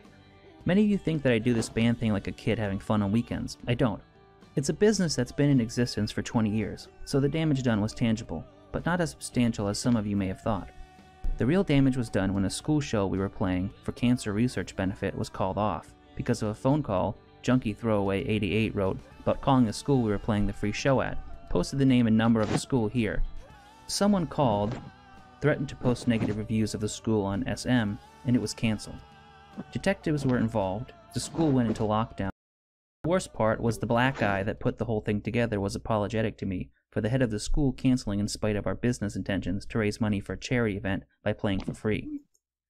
Again, I'm not trying to sound like a bitch, or like I'm looking for any sympathy. I'm simply explaining to those of you who had no clue what actually transpired, and what exactly was the most impacted by your email campaign." Unquote. Joe would also discuss his personal life, such as an ex-wife that wishes death upon him and a mother with Alzheimer's. Finally, he would give his insight into his troubled upbringing, and end his post by requesting a truce. Quote, "Most of you have heard the stories of our formative years. My dad was about a piece of shit as far as a father goes. Left the 4 of us when he was around 32 to go play cowboy in California. That left me to do most of the things that a real dad does. So I took care of Aunt and Dawn while Mom worked to raise us as normally as possible. You see how all that worked out? We're not perfect. All 3 of us have our issues. Me, I'm the big angry lummox that runs to his younger sibling's defense, sometimes when they don't even need it. I can be so defensive that I come off as being offensive. Dawn is probably the most normal out of the 3 of us. She's got her issues too, but they're not as apparent as Aunt's and mine. Anthony is who he is because of, well, who he is. And I mean that in the sense of what shaped him growing up. I was old enough to understand and face up to my dad leaving, the physical fights that our parents had in front of us, the ruined Christmases, their alcohol abuse, sometimes neglect, outright racist behavior by our drunk father, and lots of tears from all 3 of us kids. My sister was too young to really remember, but Aunt was right in the middle. He was the one that was traumatized the most. Why am I getting into this? In the hopes of explaining the whys of our behavior. Everyone has their issues. I'm sure some of you can piss all over what I just said with horror stories of your own that make my drivel sound like drivel. It was never anyone's intention to make so many enemies here. You can take that for what it's worth. I have no reason for writing all of you like this other than an honest request for, if not an actual truce, simple detente. Things could continue as they are. I'm sure that some of you would rather have me here to bash than to gain better insight to what makes the Cumia brothers tick. But it's with an open mind and a genuine desire to mend at least a few fences here that I've written this fucking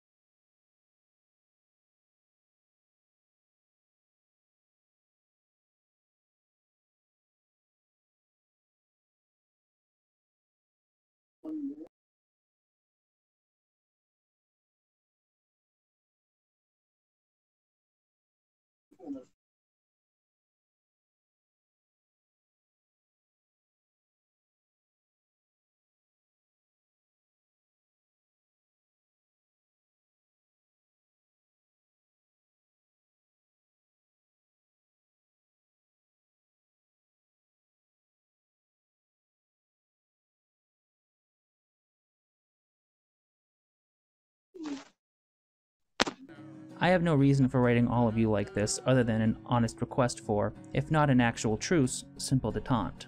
Things could continue as they are.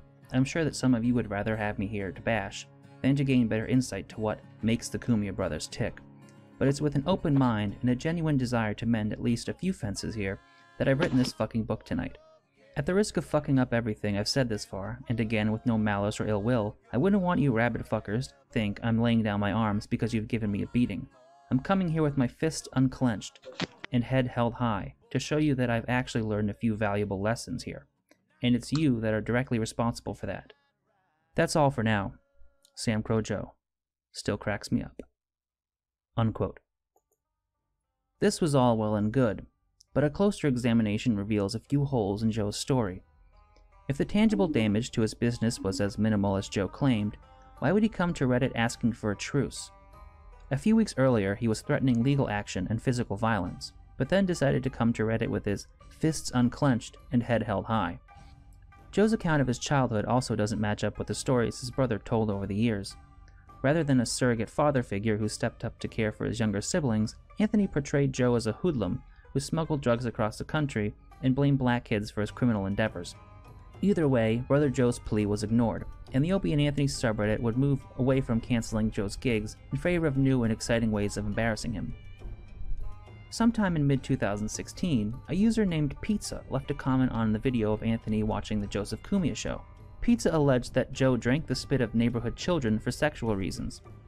The comment was eventually deleted, but not before it could inspire one of the most prominent memes related to Joe Cumia. Several photoshops were made, taking advantage of pictures from Joe's performances where his mouth was open. The popularity of the meme was so great that Joe Cumia became synonymous with an affinity for child spit. On April 20th, 2016, user USS Buffler played on the Joe Cumia drama by posting a video wherein an actor from the website Fiverr imitated Joe's tough guy persona and fondness for biker apparel.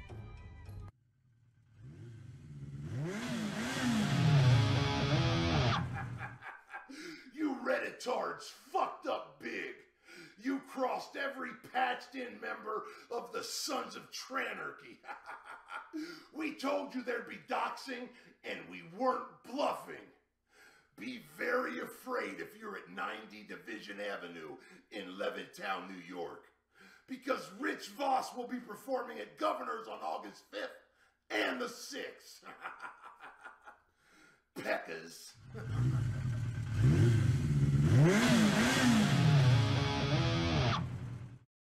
This inspired a string of similar videos utilizing the Fiverr service.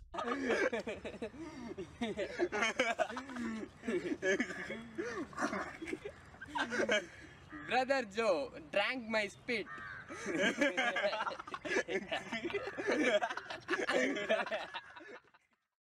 Hey, Andy, love you. Love the show.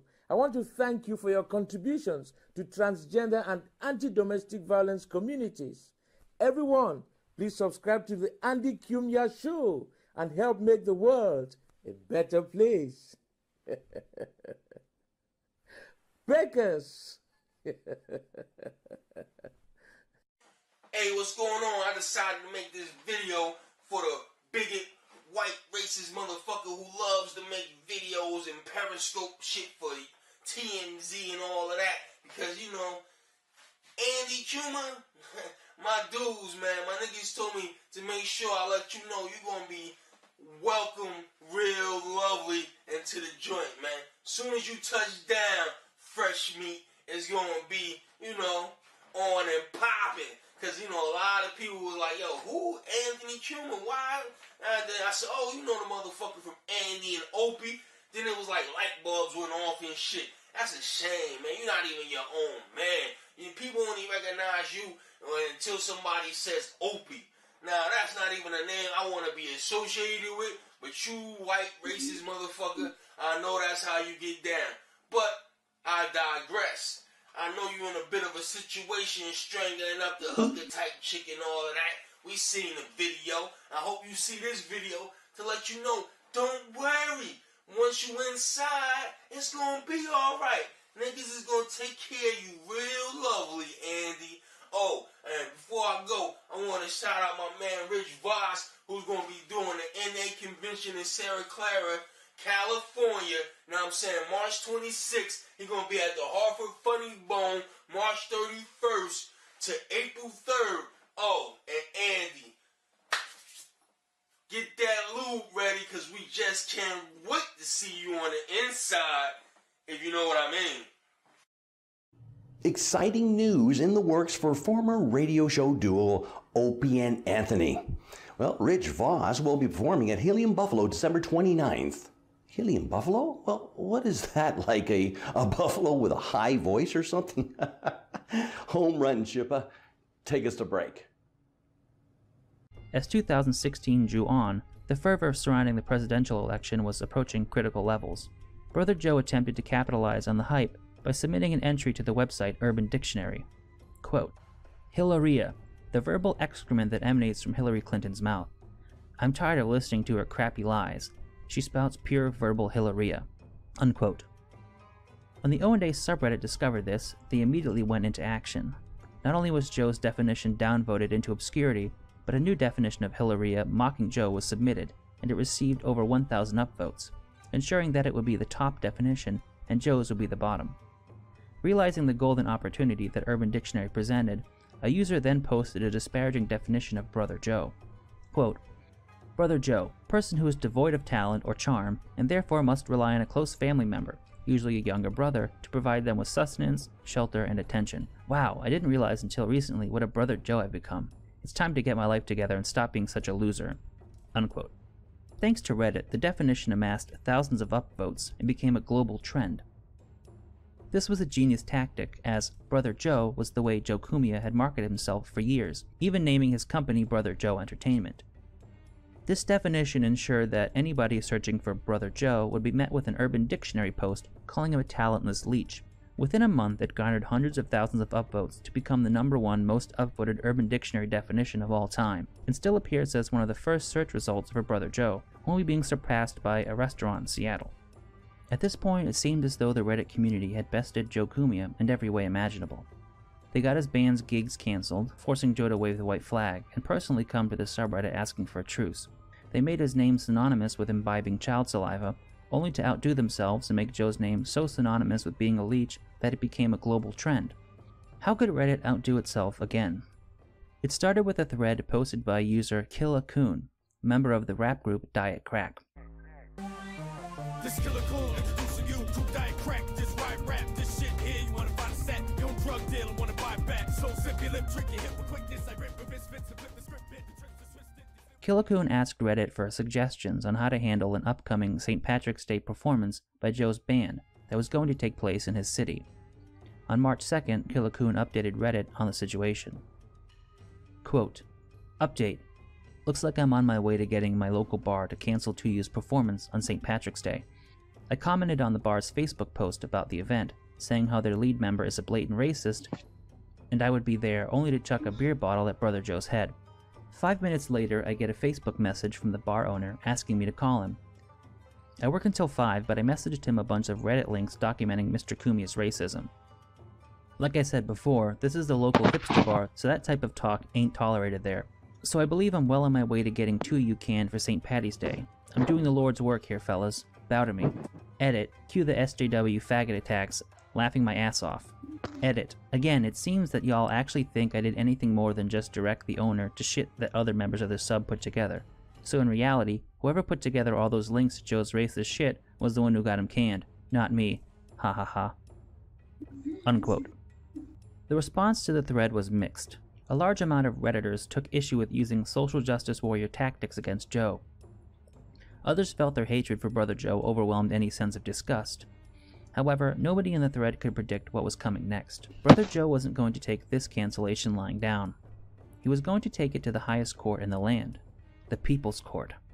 On Facebook, Joe revealed that the taping would take place on April 18th. He also laid out his plan to feign shock at accusations that he is a card-carrying white supremacist, while allowing the owner of the Trenton Social to babble like the cranky, disappointed Hillary supporter that he is. Joe Kumi was confident in the outcome of the case, right up to the day his episode finally aired. It's truly difficult to explain what a momentous event this was for the Opie and Anthony subreddit. Joe appearing on People's Court is almost universally considered the sub's crowning achievement. Until this moment, Brother Joe's unmitigated buffoonery had been admired exclusively by the niche online community dedicated to a defunct radio show.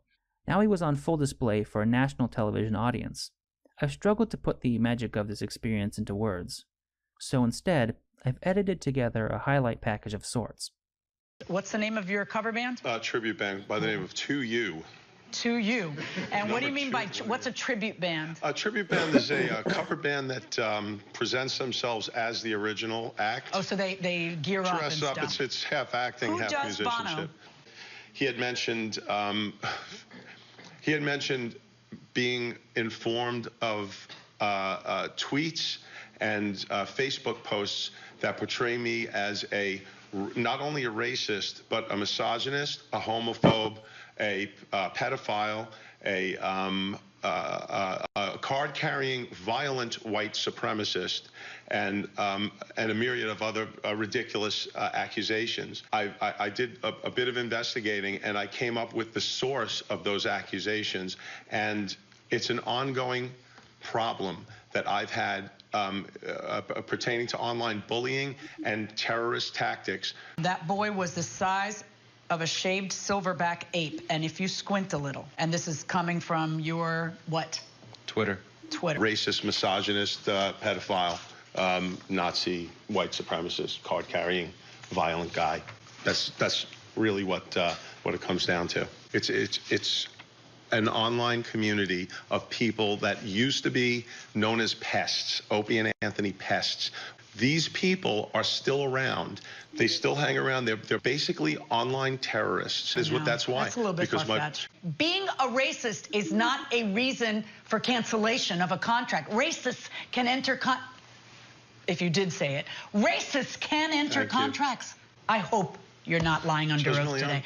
You know what? I just hope that you're not lying under oath today, because then I could feel better about what I'm about to do. My verdict is for the plaintiff and the amount of the remainder of the contract, $2,300. The Owen Day subreddit's reaction to Joe's appearance was nothing short of euphoric. Not only did a 60-year-old man go on national TV and call them cyber terrorists, but the claim sounded so absurd that Judge Milian dismissed it out of hand. Even more hilarious was Joe accusing himself of pedophilia on 3 separate occasions. Despite winning the case, albeit on a technicality, Brother Joe was not happy about the outcome of the episode. Far from being the SJW-destroying cerebral assassin he claimed to be on Facebook, Joe looked like a bumbling dope who couldn't string together more than 2 sentences without accusing himself of being a pedophile or rambling about Reddit conspiracy theories. This wasn't Joe's fault, though. It was the biased editing of the People's Court, and that liberal judge Marilyn Milian. Joe expressed his frustration in the only way he knew how, through another Facebook post where he included topless pictures of Judge Milian and called her fat.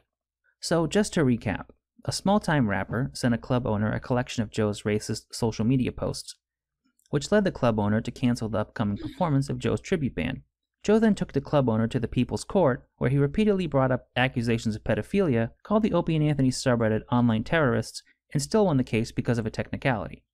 And even though the judge ruled in his favor, Joe posted her nudes on Facebook because she wouldn't let him babble about Reddit and Imager. You're probably thinking that this has to be the end of the story. A father is in custody in the death of his 2-year-old. The toddler was thrown from an SUV as police say the man fled a store with stolen goods and then crashed. It all happened at the intersection of Route 13 and Levittown Parkway in Tullytown, Bucks County. Our Greg Argos is live in Levittown with more tonight. Greg? And Jessica, that suspect is 27-year-old Christopher Kuhn of Hamilton, New Jersey. He just left the district court here in Levittown about 25 minutes ago. He is being charged with third-degree murder in the death of his 2-year-old son. His bond set at $5 million cash, an incredibly high amount for an incredibly heinous crime. This is what he had to say, or lack thereof, as he left here a short while ago. On October 3rd, 2017, Christopher Kuhn attempted to steal a $228 Vizio soundbar from a Walmart in Bucks County, Philadelphia. Kuhn then fled the scene with his 2-year-old son, Caden. Instead of taking the time to strap his toddler into a car seat, Kuhn chose to spend that time covering the license plate of his gold Jeep SUV with a sweatshirt. Police were called to the scene, but only arrived in time to see Kuhn barrel through an intersection and cause a 3-car collision. As the SUV rolled, 2-year-old Caden was ejected from the vehicle and suffered fatal injuries as a result. Rather than getting his son help, Kuhn actually stepped over the child's body while fleeing from police on foot. However, he was captured shortly afterward. Due to the shocking circumstances of Caden's death and Kuhn's unprecedented apathy towards the safety of his child, the case became an international news story. As the case progressed, further details about Kuhn's dark side emerged. Chris had a history of shoplifting, drug use, and reckless driving. At the time of the crash, Kuhn was driving with a suspended license, and toxicology reports found OxyContin and marijuana in his system. He was also serving a 3-year probation stemming from terroristic threats made towards his ex-girlfriend, Mackenzie Trevel. Kuhn had choked Trevel and held a screwdriver to her throat while she was holding her 2-week-old son. On another occasion, he threatened to cut her head off. Kuhn's public defender tried to present him as a kind-hearted and generous man, whose actions were driven by drug addiction. It was an unconvincing argument in light of the gruesome evidence.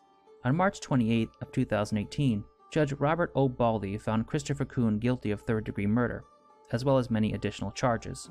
And later that year, he would sentence Christopher to 8.5 to 30 years in prison. The exact future of Christopher Kuhn is uncertain. His choices have taken an immeasurable toll on the lives of those around him. As one friend of the family put it, he's living in his own private hell.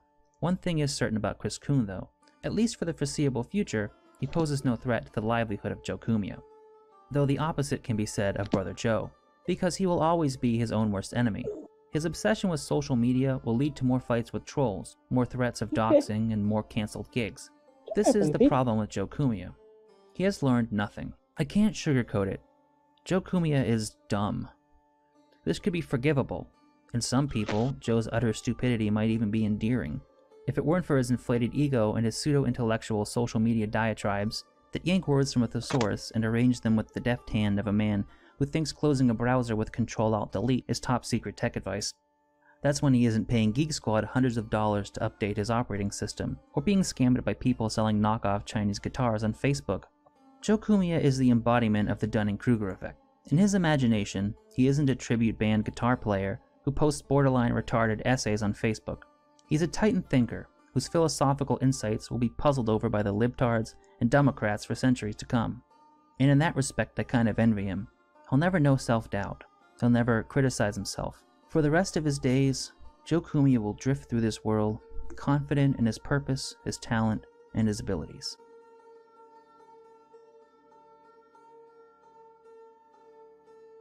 As always, I want to thank you for watching this video, as well as liking and subscribing. If you're interested in following me on Twitter or supporting me on Patreon, I will leave links to both in the description. I would also like to give a special thanks to my patrons: Stoned in Epcot, Adam Carey, Casino Indian, Jackie, James Taylor, Jeff Carpenter, Leo Helmar, MODOWD, Patrick M, Sam Keene, Taylor, and Unfortunate Mishap.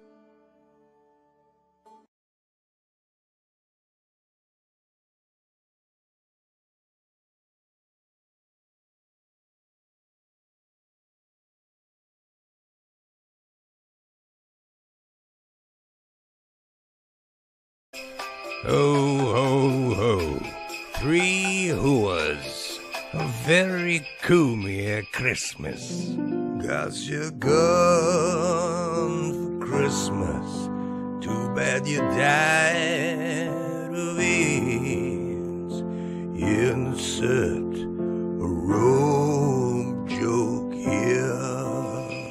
Featured all your favorite Yule logs. She might have been 10, she might have been 20. I couldn't tell, I was completely drunk. I went outside to piss in the snow, and I pissed on Santa Claus. Hey Santa, am I on a naughty list now? Old chestnuts, my hair plugs roasting by the fire. Will keep my baseball hat on for a little while. And there would be no Kumi Christmas without a little la-la. I was living near the Jews, la-la-la-la, plugging in my hair with la-la-la-la, hating all the blacks with la-la-la-la, shooting up my guns with la-la-la-la, live from the compound, la-la-la-la, la-la-la-la-la-la-la-la-la-la-la-la-la-la. Ho, ho, ho, 3 hooahs, a very Kumi Christmas. I'm still hilarious.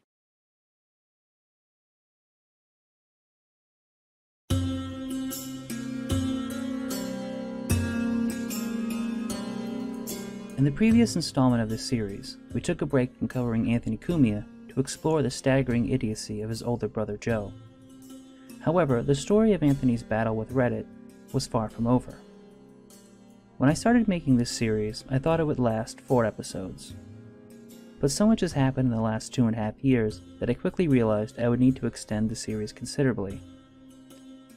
That being said, it must eventually come to an end. To give the series a proper send-off, I decided to split the finale into 2 parts. The exact reason for which I will explain at the end. So, without further ado, welcome to Anthony Cumia's Demented World. Back to obscurity. First, we must backtrack from our detour with brother Joe, all the way back to March of 2016, shortly after Anthony's connection to T-Babe Susan Lightning was discovered. As troublesome as this revelation was for Anthony, he would once again have more important things to worry about than the mockery of the Opie and Anthony subreddit. For several months, Anthony had been caught up in a court case stemming from his December 2015 arrest for strangling his then-girlfriend Danny Brand. On March 30th, Anthony announced that he would be going to rehab.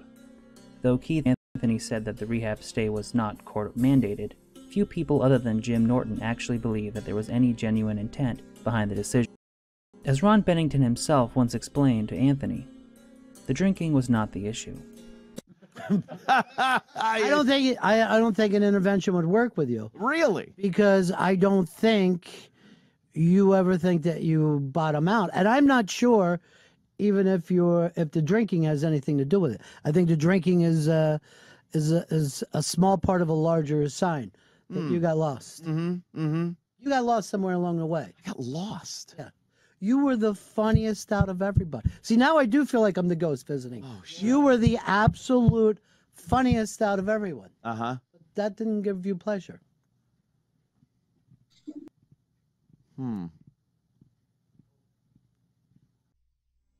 It wouldn't take long for questions about Anthony's stay in rehab to be answered. Only a few days after Anthony entered the facility, his potentially HIV-positive brother took a break from line dancing at the Big Apple Ranch to make one of his typically loquacious Facebook posts. Quote, "He's currently in the detox facility. Apparently this is where you go to dry out and get sober. He was dry as, insert Caitlyn Jenner joke here, 3 days prior to arriving, so they promptly made him take an Ativan. After all, what good is rehab if you arrive and there's nothing in your system? So they took care of that pronto. He enjoyed a very nice synthetic opiate narcotic-induced buzz in his very first night there. This rehab thing sounds like a party. He was happy to report that the place comes stocked with a few very cute, stereotypical blonde 19 to 25-year-old needy female heroin addicts with daddy issues. Aren't we off to a great start, folks? No shit, I didn't make that one up. 1 or 2, 3 of them, and a couple of nice bottles of wine. Rehab, huh? The staff is looking to expedite his departure. Not only because he really didn't require the detox portion of the pogrom, but for the counselor's fear of him impersonating and inevitably replacing one of them. He's far more entertaining to listen to, even when there's no audio/visual equipment around. They asked him if there's anything he feels he was addicted to that he's really craving or feeling particularly anxious about not having available to him. And he told them, yeah, my phone. I guess we can all use a little smart device rehab, huh, folks? Keeps on grabbing for his ass, expecting to find his phone. I told him to turn those lemons into lemonade. And next time grab for the 22-year-old blonde heroin addict's ass instead. Silly goose. Unquote. Aside from undercutting any notion that Anthony's stay in rehab was legitimate, Joe also highlighted Anthony's growing addiction to Twitter. If most people lost a high-paying job due to racist tweets, they might reconsider the role social media was playing in their life. As we've said in the past, though, Anthony always doubles down on his mistakes. If anything, in the wake of his firing, Anthony's obsession with Twitter increased. Anthony would often tweet from the time he woke up to the time he fell asleep, sometimes tweeting hundreds of times per day.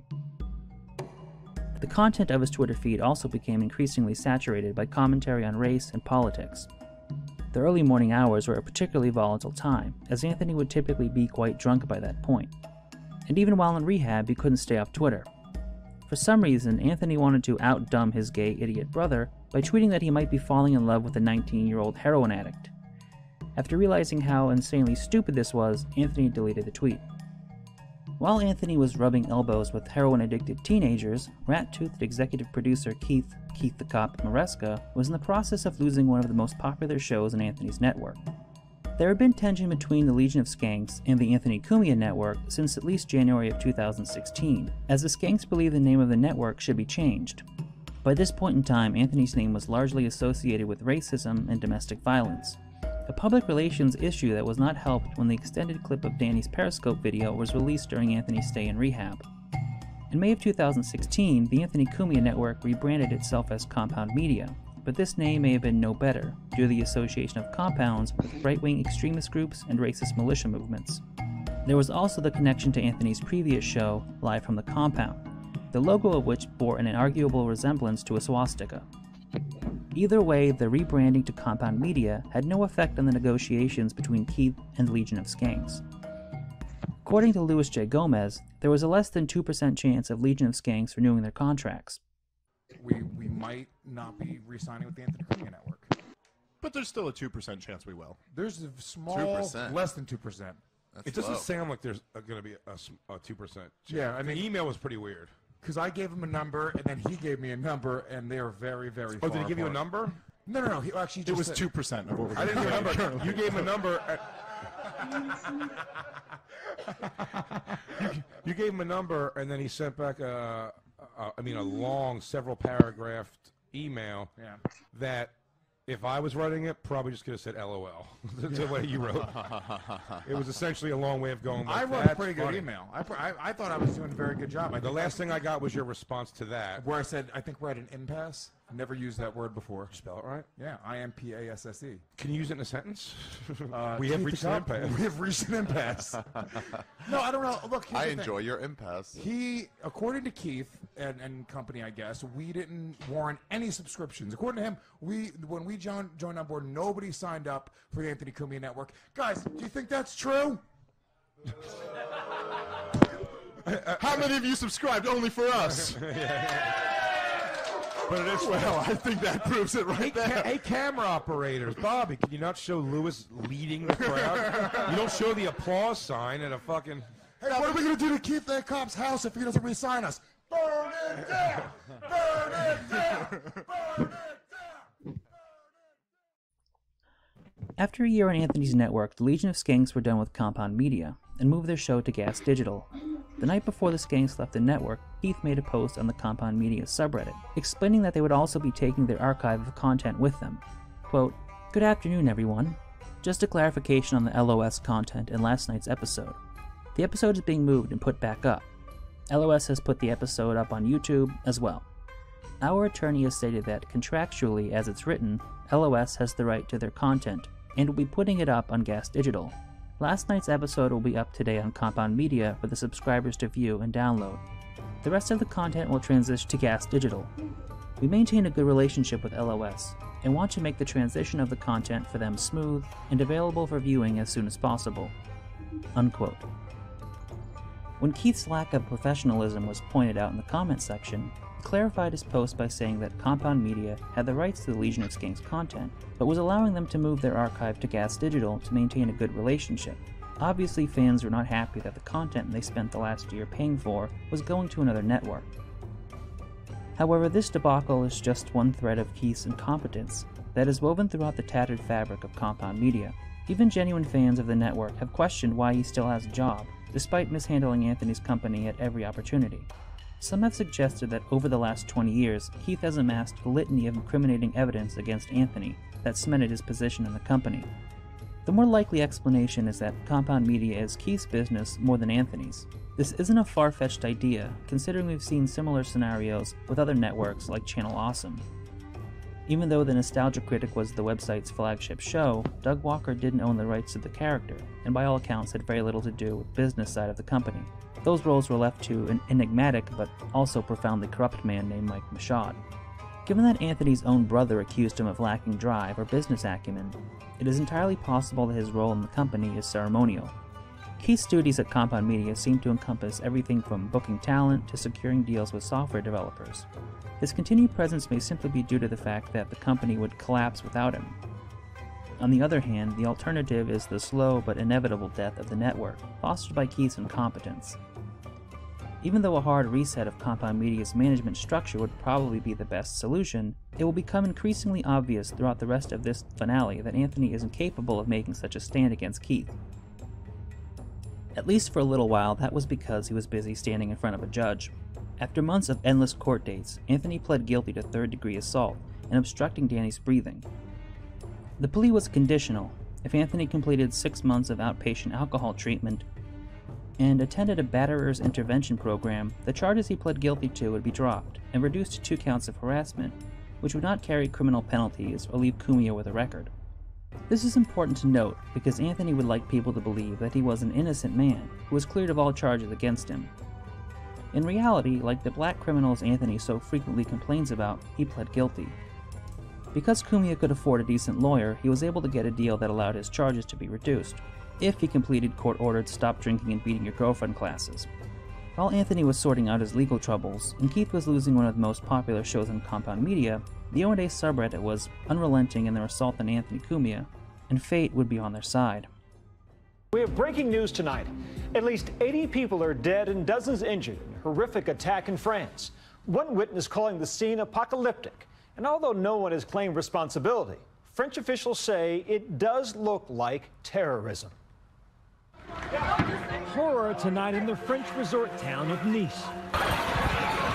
It was sheer terror. A truck turned lethal weapon, plowing through a crowded promenade, killing at least 80 people, including children, and wounding more than 65, according to French authorities. It was looking for a place to hide, it was running. I did see it hit a few people, and there were a few people lying on the ground. Most people would see reports of a Tunisian immigrant driving a truck through a crowd of people and killing dozens as a tragedy. The Opie and Anthony subreddit saw an opportunity.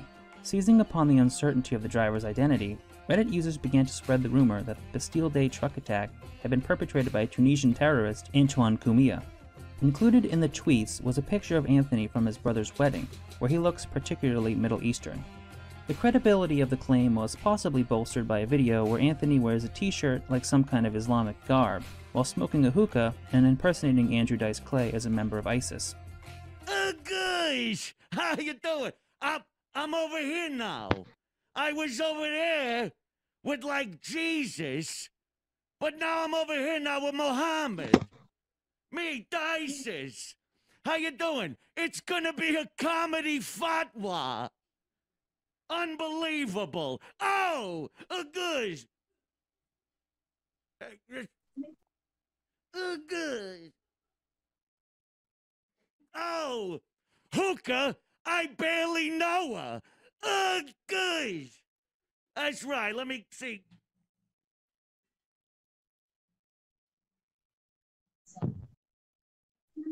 Oh, During the widespread confusion, the hoax began to gain traction on social media. And then it happened. A major Dutch news outlet called Algemeen Dagblad ran with the Antoine Cumia hoax. Apparently, other foreign news outlets followed suit, with Cumia even being covered on Romanian TV.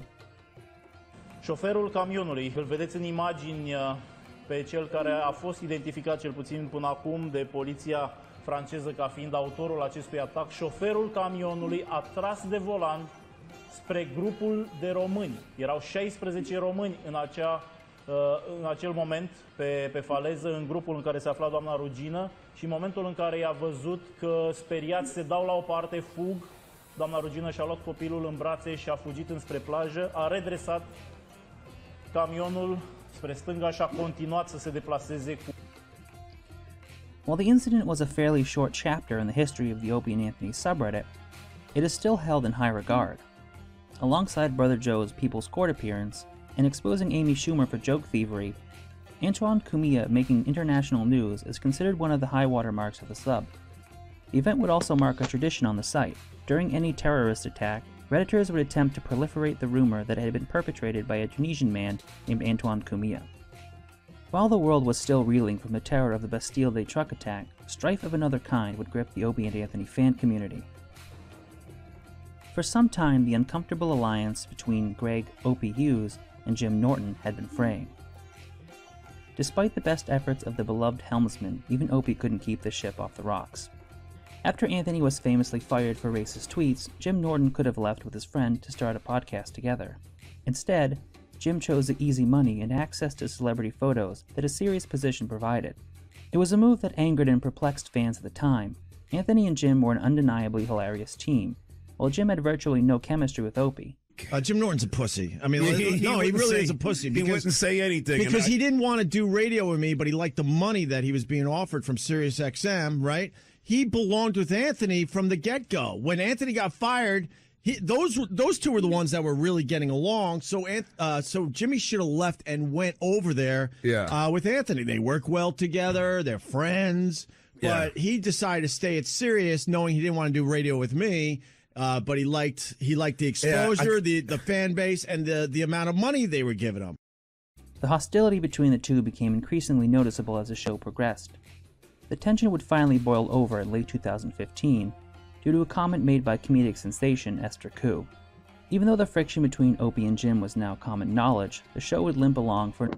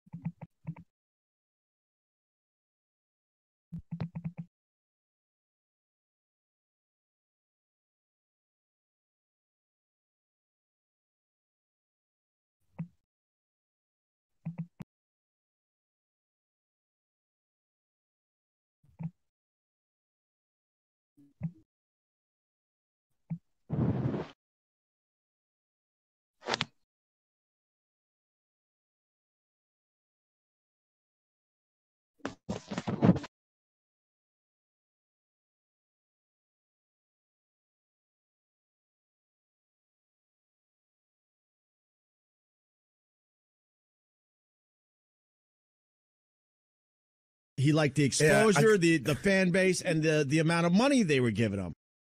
The hostility between the two became increasingly noticeable as the show progressed. The tension would finally boil over in late 2015 due to a comment made by comedic sensation Esther Koo. Even though the friction between Opie and Jim was now common knowledge, the show would limp along for another several months. As their 2-year contracts with Sirius were coming to an end, trouble was brewing.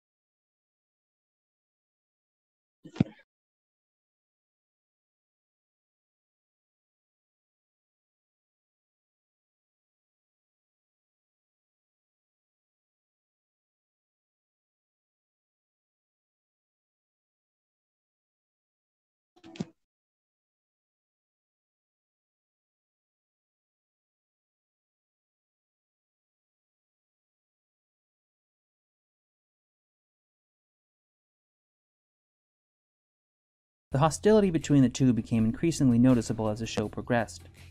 The tension would finally boil over in late 2015 due to a comment made by comedic sensation Esther Koo. Even though the friction between Opie and Jim was now common knowledge, the show would limp along for another several months. As their 2-year contracts with Sirius were coming to an end, trouble was brewing. This would become apparent during an episode where Opie and Jim were joined by comedian D.L. Hewley. During the interview, Norton was unusually quiet and appeared physically repulsed by Hewley. Unbeknownst to DL, Jim had been silently holding a grudge against him due to the time Hewley canceled his appearance on the pilot of Jim's transgender rights advocacy talk show. DL, you're always a great guest. You get Thanks, man. You get the people talking. Thanks, Holy man. Fuck. This is the most fun I've had doing this. All right. What's wrong with Jim? Are you all right? We had issues before. It's Really? no big deal. Yeah. I've never seen this before. I'm like, what happened? Quiet Norton. I've never seen Quiet, unopinionated Norton. Is I one of haven't his new seen him characters. this quiet since the episode of Power. It's one of his new. We had. Well, the issue was DL. If you want to get into it, Really? Yeah. What happened? Yeah, because I like you very much. I knew he'd say that, so I'm kind of glad I did that. But when I had that pilot and you had to cancel, I understood, but you told us an hour before after we had rented the studio, and the day before, my manager was like, "Are you sure you can come tomorrow?" And your people were like, "Yeah." And then an hour before you canceled, and I just never heard from you. So I kind of took that really personally. I don't blame you. And let me tell you. And I happen to like you very much. So to me, it was like, I didn't want, and I think you're a genius. I genuinely do. Right. But it was one of those things where, you know, like I feel like a dick. Like the guy has no respect for me, obviously, as brilliant as he is. No. But I mean, then I'm like, why would I have him in the show? So Opie knew that. And he knew that I wasn't feeling that. And, you know, he's like, well, DL does good radio. And then he said, I'm like, well, you know, I have an issue with it. And he goes, well, why don't you just tap out for an hour? So he was basically saying that I should have left for an hour before. But I'm like, I can't do that because they pay me to be here. And I also wasn't going to be a dick to you, but I just took that very personally. Hewley was unaware of Norton's feelings towards him, because rather than reaching out to a fellow comedian to settle the dispute, Jim had been quietly vetoing Hewley's appearances on the O&J show without his knowledge. In spite of Jim's insistence that Hewley was a hard no, he managed to make it onto the show on this occasion because the booking was short notice and Jim didn't read an email notifying him. Even though Opie told Jim that he could leave the show early if Hewley's presence made him uncomfortable, Jim decided to remain in the studio and pout the entire time. The next day, Norton stated that he didn't know what he was going to do when his contract was up in October. As that deadline grew nearer, the fate of the Opie and Jim show was uncertain. Fueled by cryptic social media posts from Opie, much of the O&A universe joined in on the speculation. The situation was made even more perplexing in late September, when Opie was absent for several shows, and his spot was filled by escaped genetic experiment Sam Roberts. Sam was best known for his role in the month-long event known as Jocktober. He was tasked with finding innocent radio shows that would serve as the unwitting victims of Opie and Anthony's eviscerations. Roberts was also famous amongst the fans for betraying his first radio mentor, the incredibly successful, wealthy, and handsome Scorch. In similar fashion, the lost primordial broadcaster would forge an alliance with Norton on a show that was technically still Opie's. But it would only be a short time before the usurpers finally claimed Opie's throne, and he was relegated to the afternoon slot. Then something strange happened. Why don't we move on? Take some calls.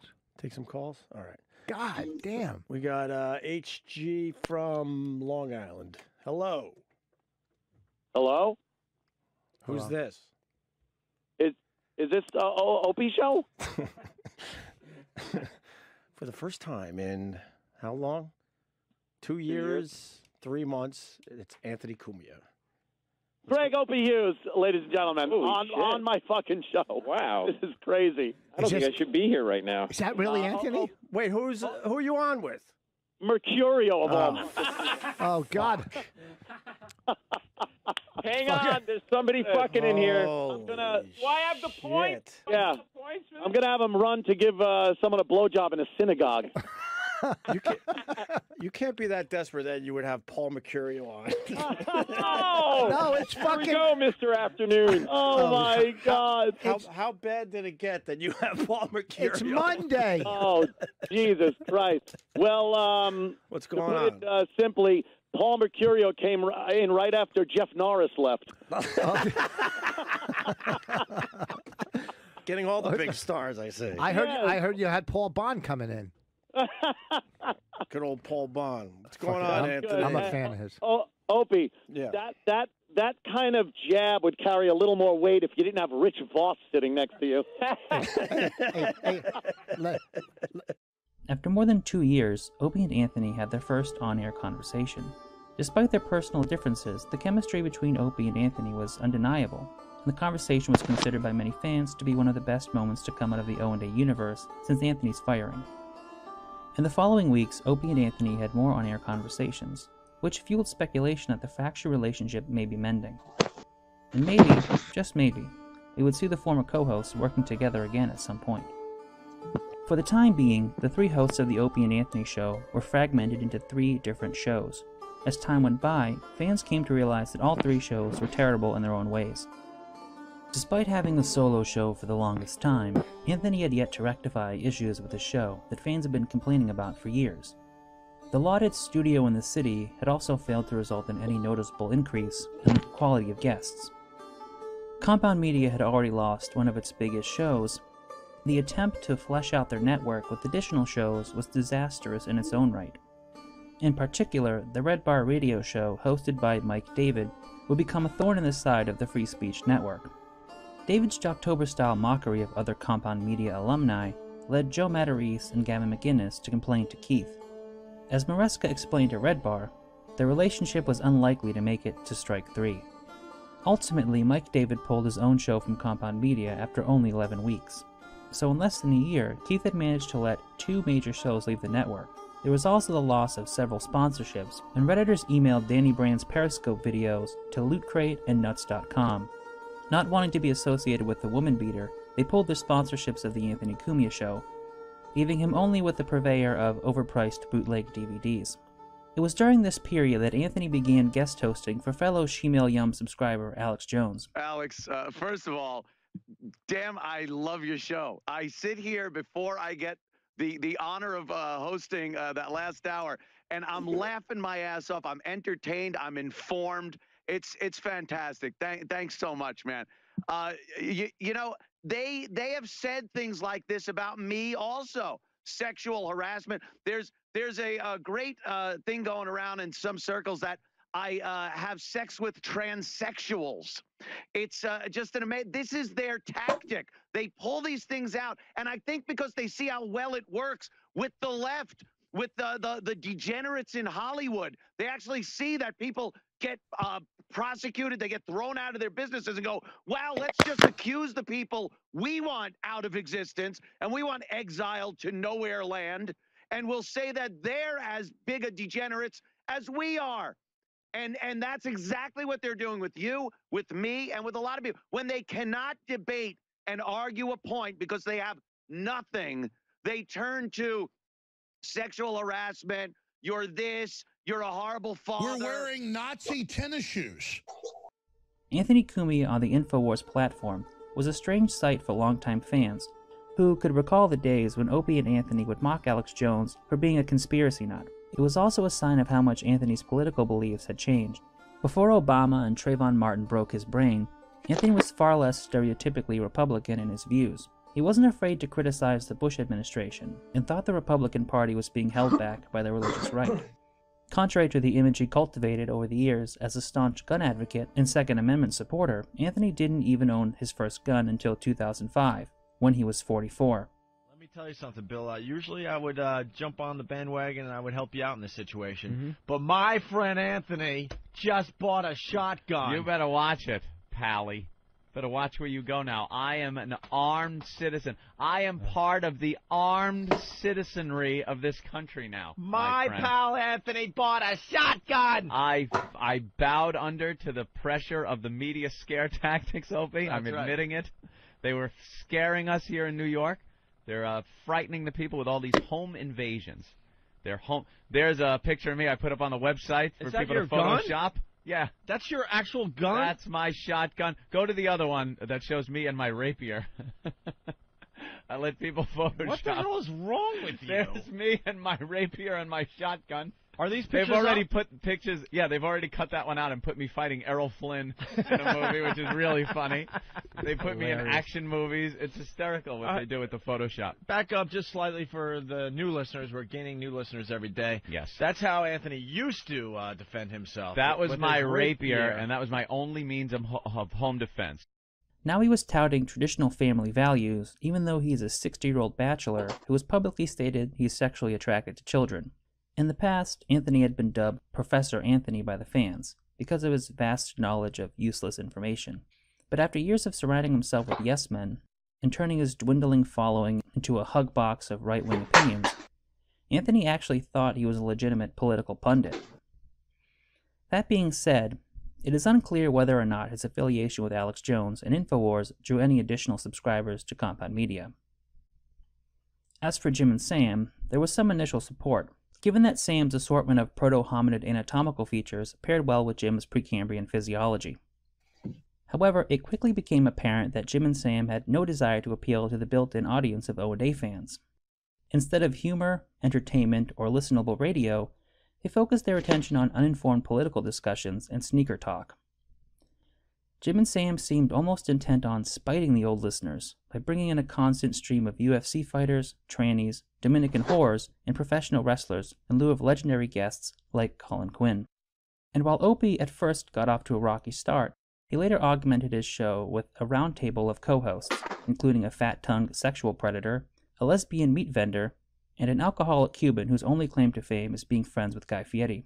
While the Opie show was undeniably terrible, the Zoo Crew atmosphere created moments of surrealist anti-humor.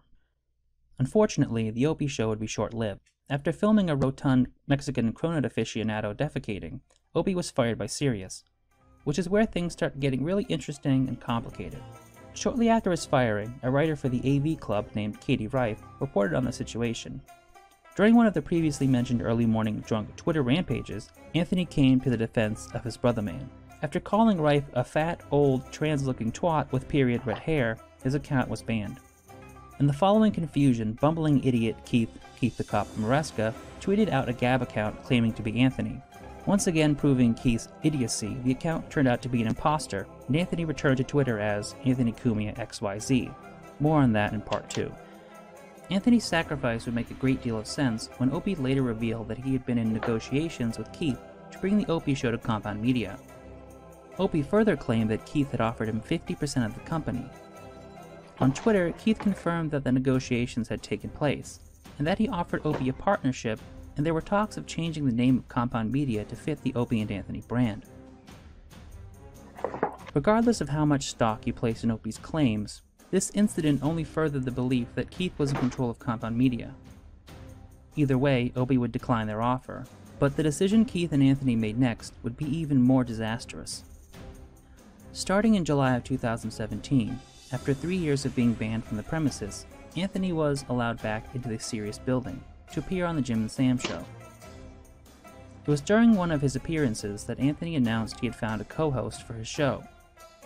While most people suspected the co-host would be Artie Lang because, he appeared on Jim and Sam alongside Cumia, Anthony tried to capitalize on the mystery through a parody of a TV show from the fucking 1950s. It did little to make people doubt that the co-host would be Artie Lang, because none of the other potential co-hosts had anything to gain by joining Compound Media, which was now a graveyard of shattered hopes and broken dreams.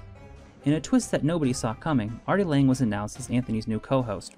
To advertise the new show, dubbed the Artie and Anthony Show, or the AA Show for short, get it, like Alcoholics Anonymous, Compound Media commissioned 2 billboards bearing the mugshots of Artie and Anthony.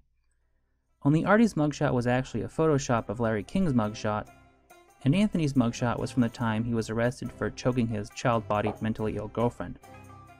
Even though the billboards were pennies on the dollar, the addition of Artie would require an increase in the cost of the Compound Media subscription to $8.95 per month. The price increase coincided with Gavin McInnes's departure from Compound Media. Some people have speculated that Gavin left due to conflicts with Keith over raising the price of his subscription to hire an unreliable junkie who appeared to be on death's door. The hike also came a month after the announcement of sweeping infrastructural changes taking place at Compound Media, including changing streaming providers, revamping the apps, and overhauling the website. As far as I know, Gavin has not given an explanation behind his departure, so the real reason may never be known. Either way, Master Program Director Keith had let another one of Compound Media's flagship shows flee the network in favor of a drug addict who was not long for this world. While Artie was the best co-host available to Anthony, the partnership was doomed from the start. There was a time when Lang was arguably one of the funniest people of his generation. With a resume that boasted roles on Mad TV and The Howard Stern Show, Artie was on the verge of becoming a household name.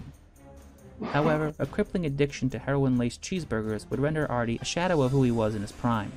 Even a notorious suicide attempt and the loss of his position on The Howard Stern Show wasn't enough for Artie to remain sober. By the time he signed with Compound Media, Artie was also suffering severe health issues, including an abscess next to his heart that was filled with a sludge of cocaine and heroin. Surprisingly, the AA show was deteriorating faster than Artie's health. Artie was often absent due to medical emergencies or legal issues. It was so bad that at times his court proceedings were being postponed by his hospitalizations. From mid-December 2017 to January of 2018, Artie was on sabbatical. During one such episode, radio legend Ron Bennington filled in for Artie in an episode of the AA show that would prove to be the epitome of everything wrong with Anthony's network. The episode began about as well as any compound media show from 2018 could, though it was an admittedly odd choice to replace Anthony with some kind of hideously deformed gecko-like creature.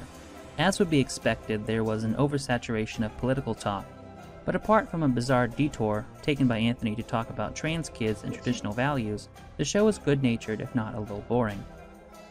Even though Ron was keeping the dialogue lighthearted and fun, he was clearly fatigued from political talk long before the show's second guest arrived. Roughly 45 minutes into the episode, Colin Flaherty joined the conversation. Colin's just here watching, I guess. Just school stories for you, Colin. What kind of an upbringing did you have? Probably the same as yours. Same suburban kind of. Lower middle class city kid, Wilmington, Delaware. Oh, Wilmington. One day the neighborhood was all white. Next day the neighborhood was all black. Oh, it did the old changeover. Wilmington is now one of the toughest cities in America. It's got that thing where you think it's a small city, but there's more deaths there than in New York. Yeah, you got a little fact there. God bless. God bless. So I like living there. I live where I grew up. I like living there because I see all the violence. Are you still there? Craziest, yeah. I moved back a couple years ago. Oh, you did? California. So I spent the last 35 years in California. But when I started writing about this, I stayed there because you see all the violence and the denial. That's what I write about in my books and on my YouTube. Notable for his 2012 nonfiction book, White Girl Bleed a Lot, Flaherty is an American author concerned primarily with compiling the most accurate record of African American penis length, girth, flavor, and rigidity. It's just black criminality has turned Wilmington from a pretty decent little hard-working, charming town into some chocolate hellhole that you. That came out of nowhere. Chocolate hellhole. Yeah. Wow. That was actually kicked my head back. Chocolate hellhole. I mean, we're all right, but that's please. I got that in a box of Brax once.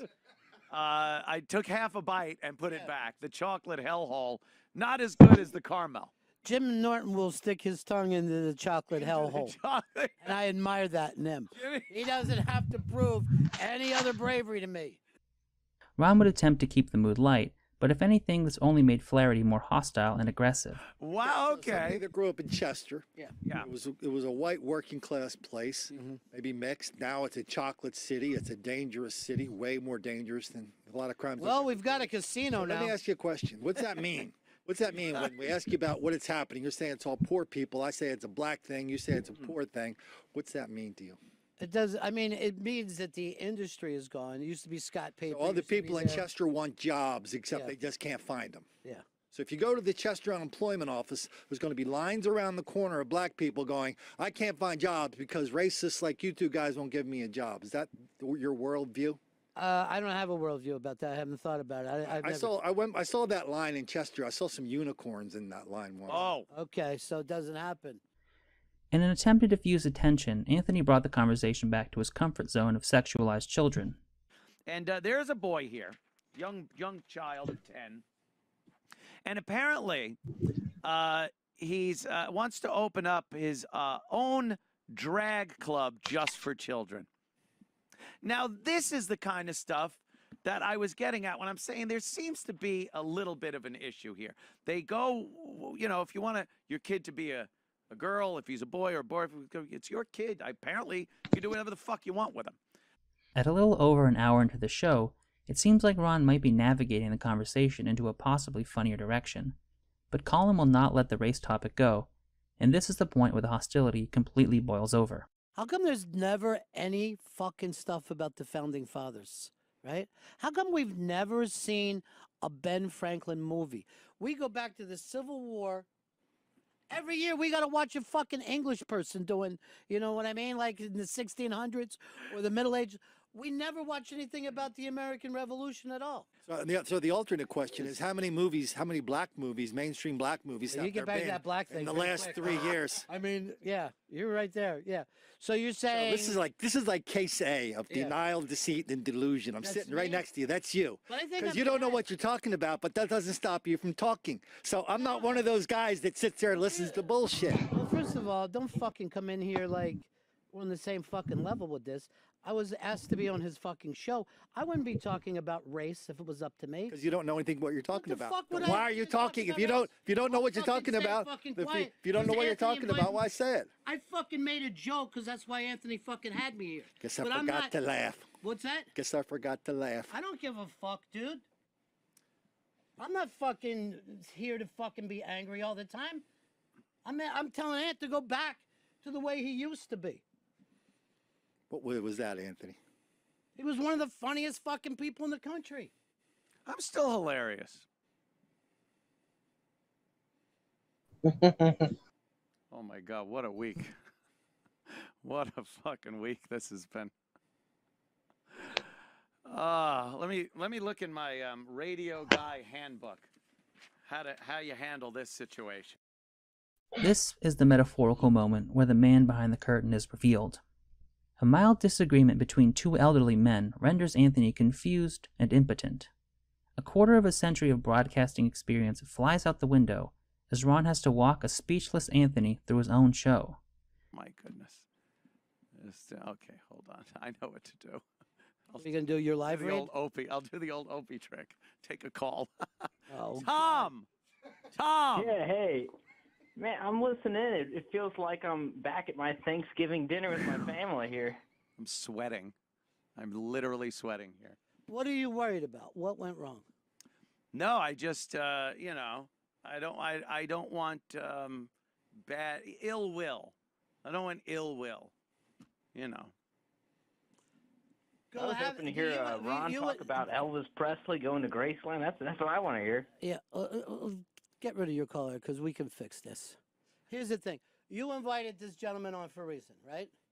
Yes. When Have the conversation. I could be quiet. I don't have to be a wise ass and jump in. Have the conversation. No, but there's the spaghetti on the wall. That's what my dad used to do during arguments, and I would cry. You don't have to be nervous, all right? The second you get a feeling like you did yesterday about your mom, you get nervous. Don't.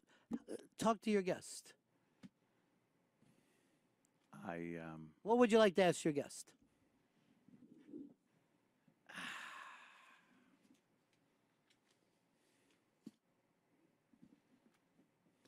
In 20 years of doing this, I don't have a clue.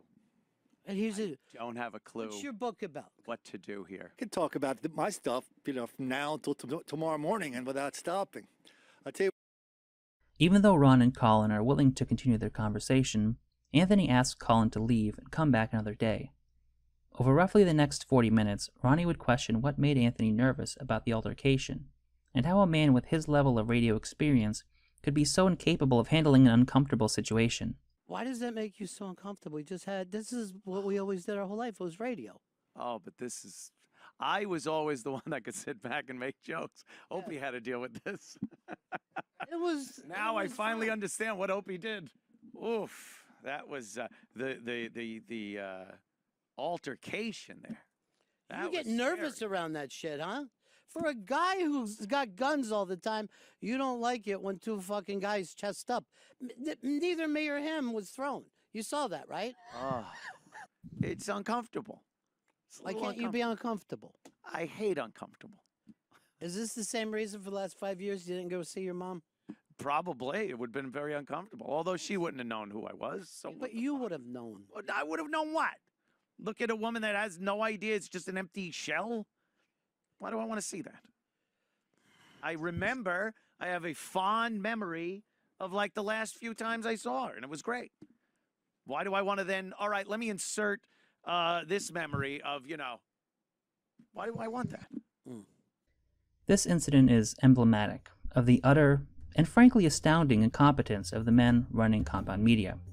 They are two guys who would rather spend their time docking on Fire Island than keep their multi-million-dollar media empire from falling down around them. And we haven't even talked about the broken apps or the updated website that still featured lorem ipsum text weeks after it went live. More importantly, this incident embodies everything wrong with Anthony. Anthony was possibly the most naturally funny man to do radio, but his instincts are terrible, and it seems like he never learned anything from his time on the Opie and Anthony show. How does a former shock jock with 20 years of radio experience just totally shut down because two old men are arguing next to him. Above all else, I think the defining characteristic of Anthony's personality is his inability to handle an uncomfortable situation, which he would prove yet again by calling Bennington judgmental and sensitive on Twitter. When you consider all of the problems that have plagued Anthony's career after the Opie and Anthony show, that aversion to discomfort is at the root of everything. This is the reason he's much less funny now than he was even 5 years ago. It's hard to be funny, even if you're one of the funniest people in the country. It's certainly harder than spending all day on Twitter ranting about black crime because you're caught in an instant gratification feedback loop. The situation is only exacerbated when you remember that Anthony always doubles down on his mistakes. What you end up with is a slow, downhill progression, because Anthony will never go from a lower state of adversity and discomfort to a higher one. And he's fine with this downhill progression as long as it doesn't interfere with his man-child safe space of beer, video games, and poker table ball washers who tell him how smart and funny he is.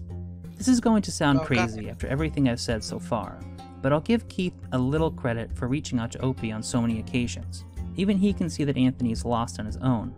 He's a ship without anyone at the helm, and he's drifting deeper and deeper into obscurity with every passing day. I know that sounded like an ending, but I do have one more episode of this series planned. For those of you watching this video a few months or even years from now, this will be meaningless, but for the people watching my videos in real time, I'm going to put this series on hiatus for a little while. Partially because I'm just tired of talking about Anthony. I've made hours of videos about him, and I need a little break.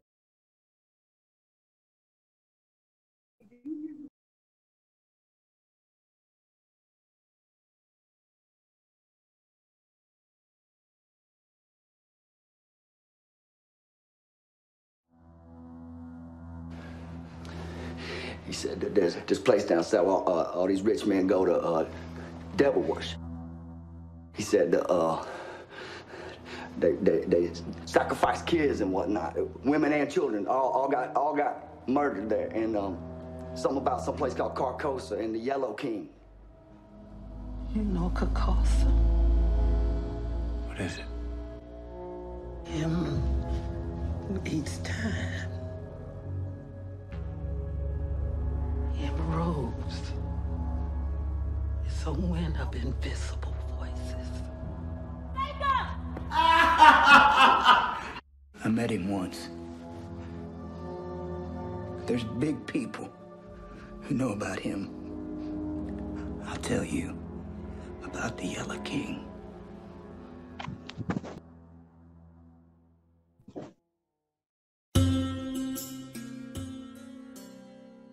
In the last episode of this series, we discussed the rapid decline of compound media, which was brought on by the utter incompetence of Anthony Cumia and Keith the Cop Maresca. A problem that was made glaringly obvious when a bad booking decision led to an argument between radio legend Ron Bennington and Colin Flaherty. The fight left Anthony virtually catatonic and unable to perform the most basic tasks of a professional broadcaster. In the aftermath, Ron tried to uncover the reason behind Anthony's inability to handle discomfort. Why can't you be uncomfortable? I hate uncomfortable. Is this the same reason for the last 5 years you didn't go see your mom? Probably. It would have been very uncomfortable, although she wouldn't have known who I was. So But you would have known. I would have known what? Look at a woman that has no idea. It's just an empty shell. Why do I want to see that? I remember, I have a fond memory of like the last few times I saw her, and it was great. Why do I want to then, all right, let me insert this memory of, why do I want that? During the conversation, it was revealed that Anthony had not visited his own mother in the 5 years leading up to her death from Alzheimer's disease. Even worse was Anthony's justification for not visiting her. He didn't want to be sad. That's it. Some people have suggested that Anthony's decision wasn't that bad because his mother would not have known the difference. But I have to disagree. Anthony's mother almost certainly knew her fate, because Anthony did the same thing with his grandmother when she began to suffer from Alzheimer's as well. I have one grandma left, but she's in a home. Yeah. Yeah, I don't think she knows me. No, she wouldn't know me. Why would I go? What am I going to do? Hi, Say Grandma. hi? Give her a kiss. She's not grandma anymore. Shell of grandma. How do you know she wouldn't know you? Yeah. Shell of grandma. That's what I call it. There had to be a period of time after Rosemary was diagnosed with the disease where she was well aware of the fact that her sons were inevitably going to abandon her. That wasn't a mistake when I said sons either, because Anthony's legally retarded brother was telling people their mother was long gone before she was even dead. His sister Dawn actually had to fact-check him on Facebook and let people know that Rosemary was still alive, but suffering from advanced Alzheimer's. As pathetic as I find Anthony's behavior to be, probably would have only been a blip on the radar, if not for what he did next. For reasons that I can't even begin to fathom, the Kumiyas held an online guest book for their mother's funeral that was open to the public.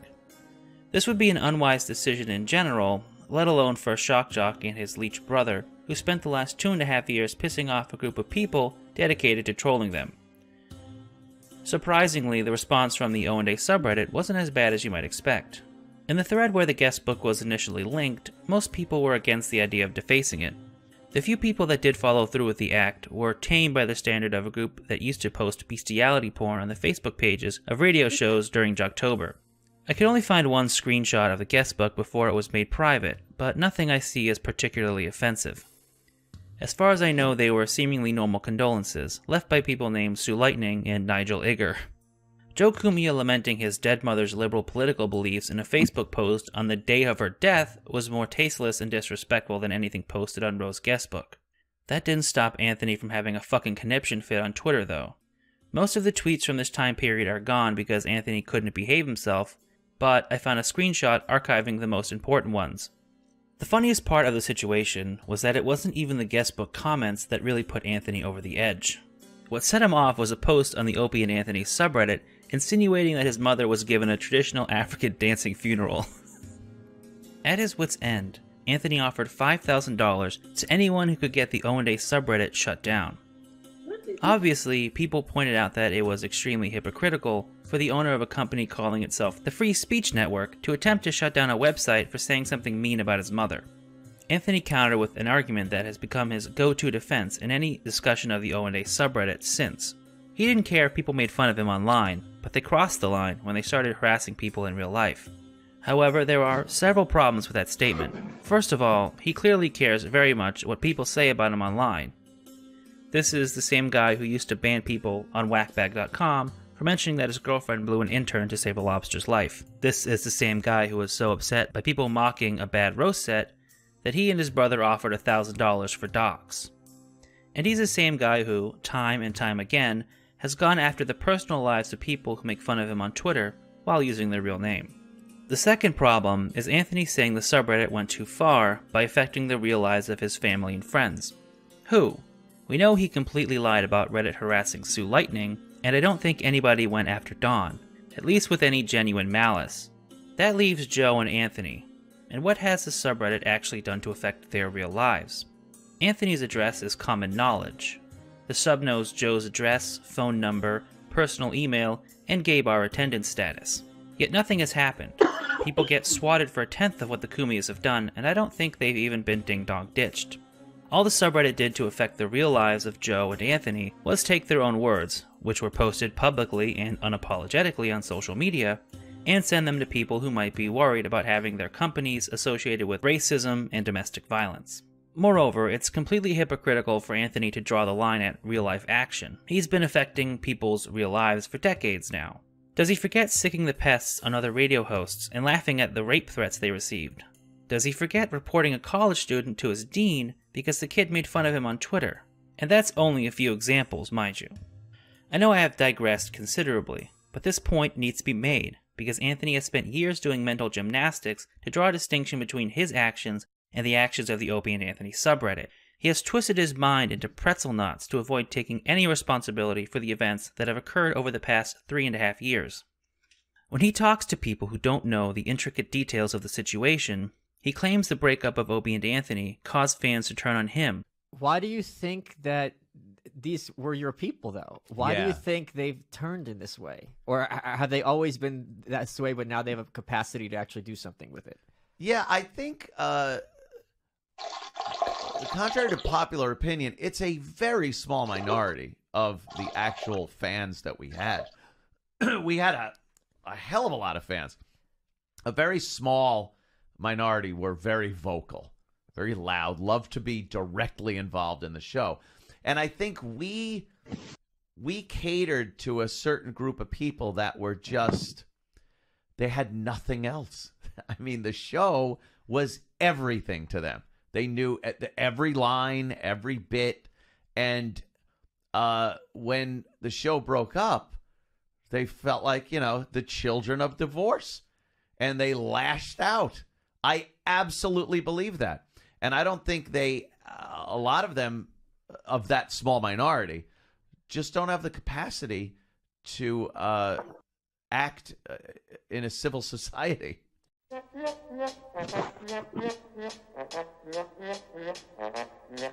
Okay. You showed it to me. During one of our ruckuses, I'm sure. It didn't fall out. It did. How would it fall? What, were you rolling and tumbling?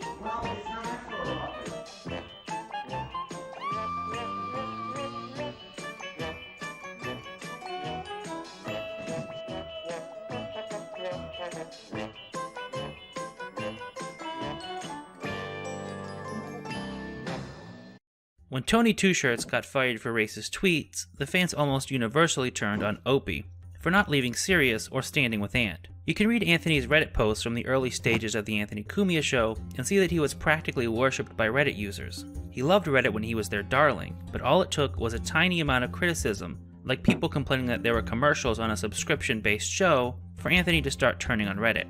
When they made fun of him bombing at the Oinkerson roast, he had a meltdown and started lashing out. No matter how hard Anthony tries to rewrite history, he drew first blood. He was the one who went after personal lives first, and Reddit retaliated, not the other way around. It would be impossible to document the unraveling of Anthony's mind if we didn't spend some time talking about his obsession with Twitter. We have previously discussed how Anthony lost one of the cushiest jobs in human history because he got caught taking pictures of a black woman without her consent, and then went on a racist Twitter tirade. Anthony doubled down on this mistake, and by 2018 his addiction to Twitter was out of control. It's hard to get a tangible idea of the amount of tweeting Anthony did over the years, because the only surviving evidence are screenshots and a few images from the Wayback Machine. But we can try. From 2009 to mid-2014, Anthony amassed approximately 25,000 tweets on his original account, which equates to around 13 tweets per day, give or take a little, considering the exact numbers aren't known. Coincidentally, around July 4, 2014, thousands of his tweets were deleted. Apparently, it takes a while for Twitter to update the number of tweets displayed in your profile, or there was an error with the Wayback Machine, but by April of 2015, Anthony's account only showed 1,700 tweets. This number increased to nearly 3,000 by the time Anthony's account was permanently suspended in July of 2017. Side note, when Anthony was recently explaining to Joe Rogan how he first got banned from Twitter, he claimed he was defending Jim Norton.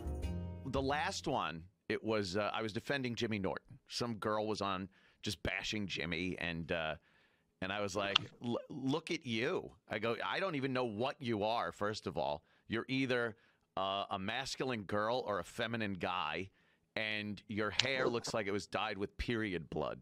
This isn't true. I don't know whether the booze is taking its toll or if he's intentionally being dishonest. Either way, he was initially banned from Twitter when he defended Opie from an AV Club writer. This was during the time Keith was offering Opie 50% of Compound Media. You can see how this would be embarrassing to bring up on the world's biggest podcast. Anyway, Anthony's first Twitter ban is where things started going off the rails. From July of 2017 to his second suspension in March of 2018, he posted 9,500 tweets.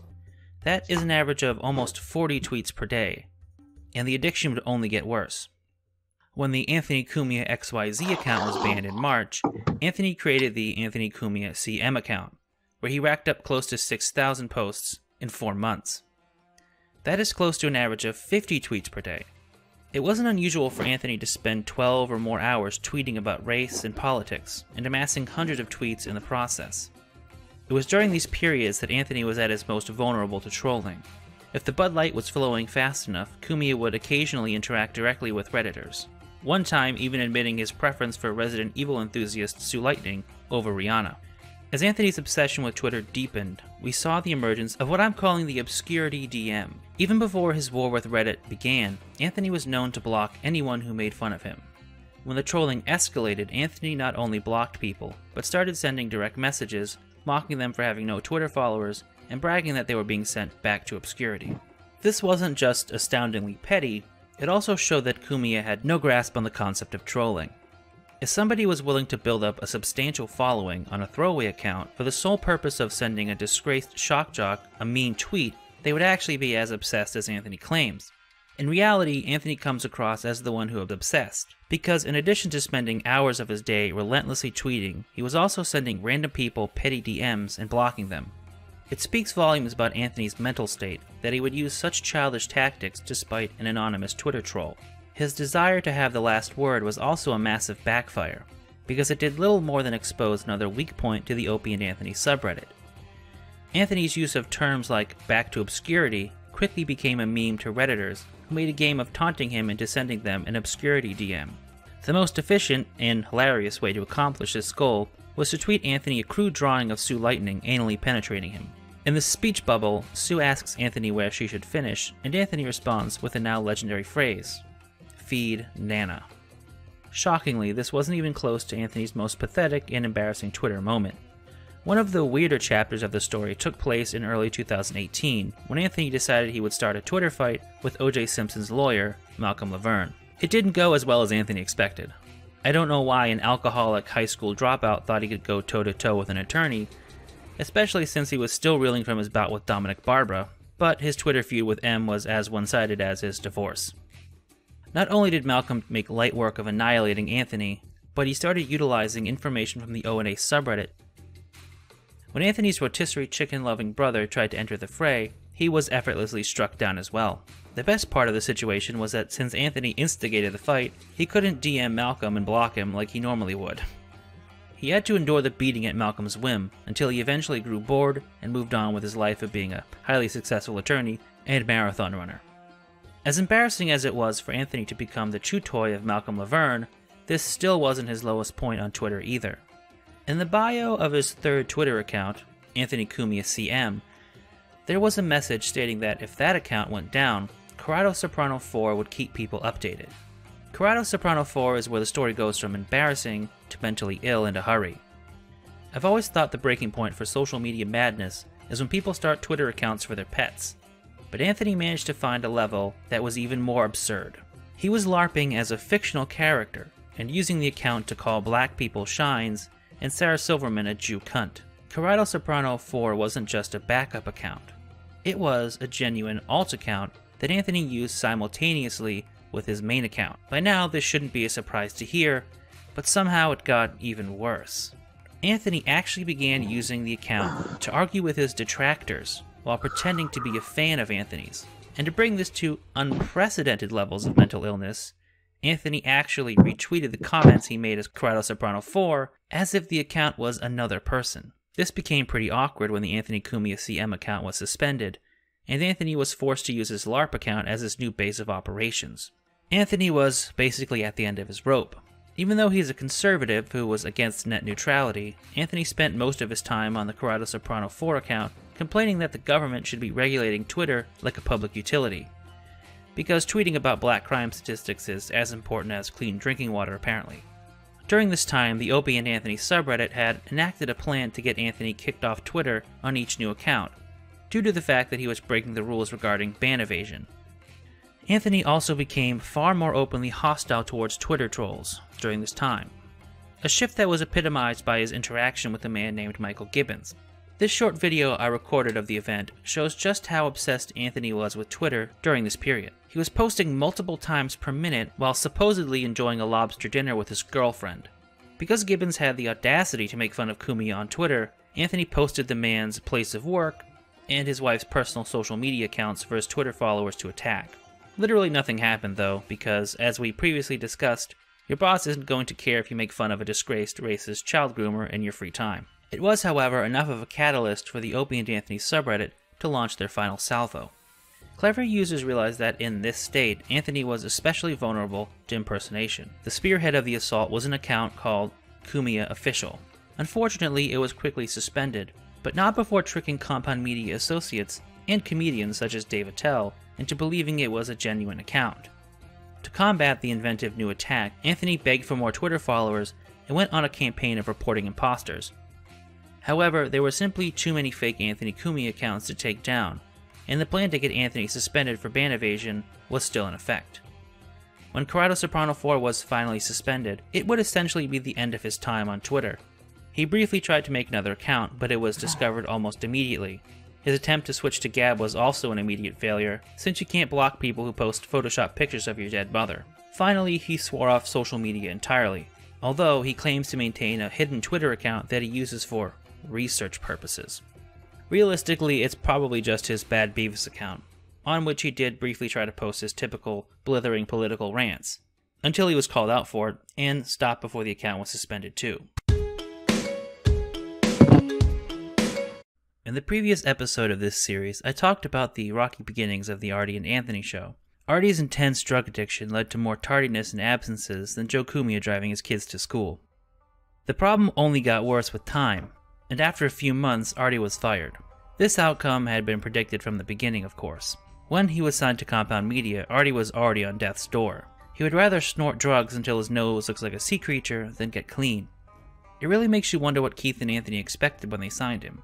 After thinking about the issue for some time, I can only come up with two possible scenarios. One is that through unmitigated stupidity and incompetence, they actually thought Artie was going to be stable and dependable enough to be a consistent co-host. It's hard to believe, but if anyone could be that stupid and incompetent, it would be Keith and Anthony. The other option is distinctly more cynical.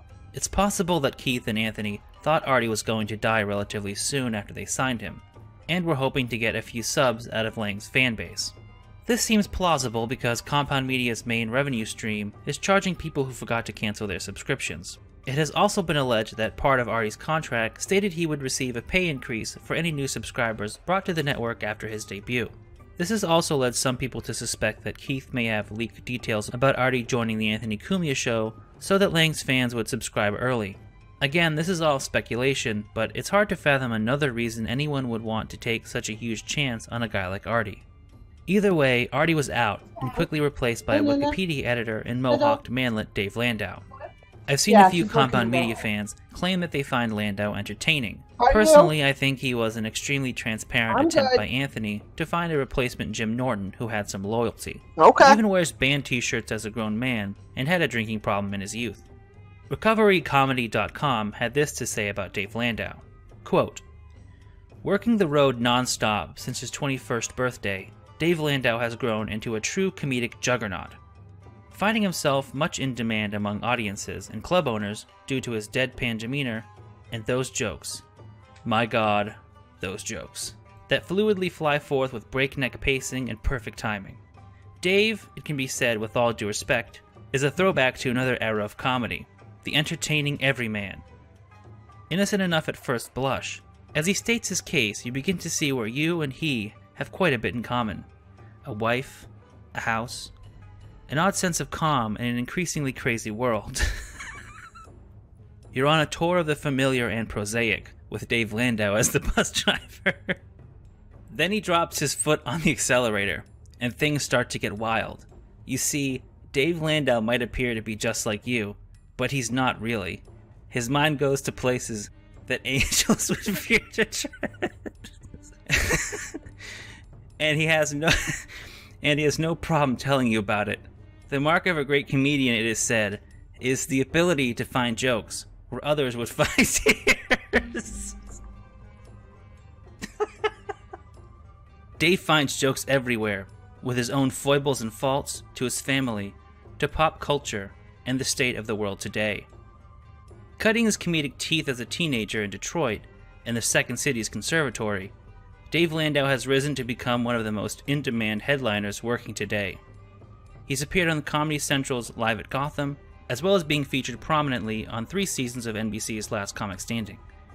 He's become a regular on the nationally syndicated Bob and Tom radio show, and was honored as one of the top 21 club comics of today at HBO's Las Vegas Comedy Festival.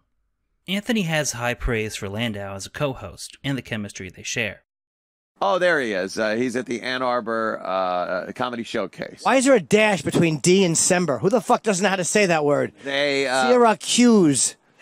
What is that? Dave fucks up his plugs every time, so they spell it He phonetically. fucks up December? Well, they're better safe than sorry.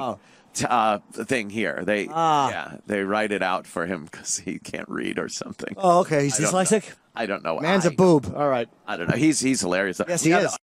From what I can tell, their dynamic usually goes as follows. Dave says something unfunny, and then Anthony scream repeats the joke as if it's the funniest thing he's ever heard. Might have heard of 9/11. Thousands killed. People dropping to their deaths from 100 stories up. That was the same year, if I'm not mistaken, or maybe a year after Columbine. Would that be? The hilarity that was Columbine. Or really any school shooting. Even the one up in Connecticut with the little children. I think this is a good time to talk about Anthony's over-the-top fake laughter. It was well known in the early days of Owen Day. Eventually, Anthony was able to get a handle on the problem, but the sickness would resurface in recent years. That scene, it's...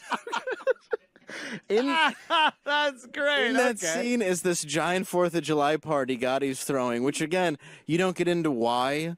Right. And then the cops just walk up and they're like, hey, Gotti, let's shut it down. And he's like, no. He's like, I got my lawyer on speed dial. And the cops are like, whatever, John. And they walk away and you're like, what? And then this scene must have cost $5 million to shoot. And they show the same firework 3 times. It's so bad.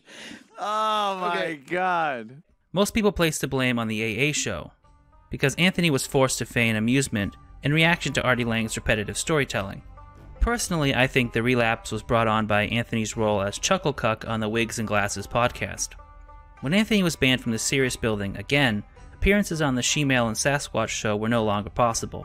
With Jim busy flying to foreign countries to have his nig hole paused up by Viking sex workers who can't enter the US, he didn't have the time to make appearances on Compound Media either. So now the Chip Chipperson podcast was the only place you could see Jim and Anthony in the same room together.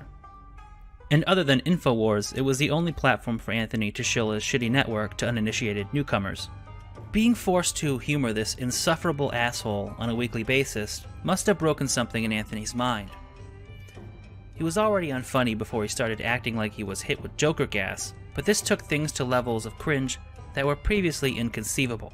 This has led the Anthony Cumia show to devolve into what is now essentially a morning zoo show. I don't know. It's like, why make fun of Jews and blacks? Who's making fun? We're pointing out valid arguments here. Oh.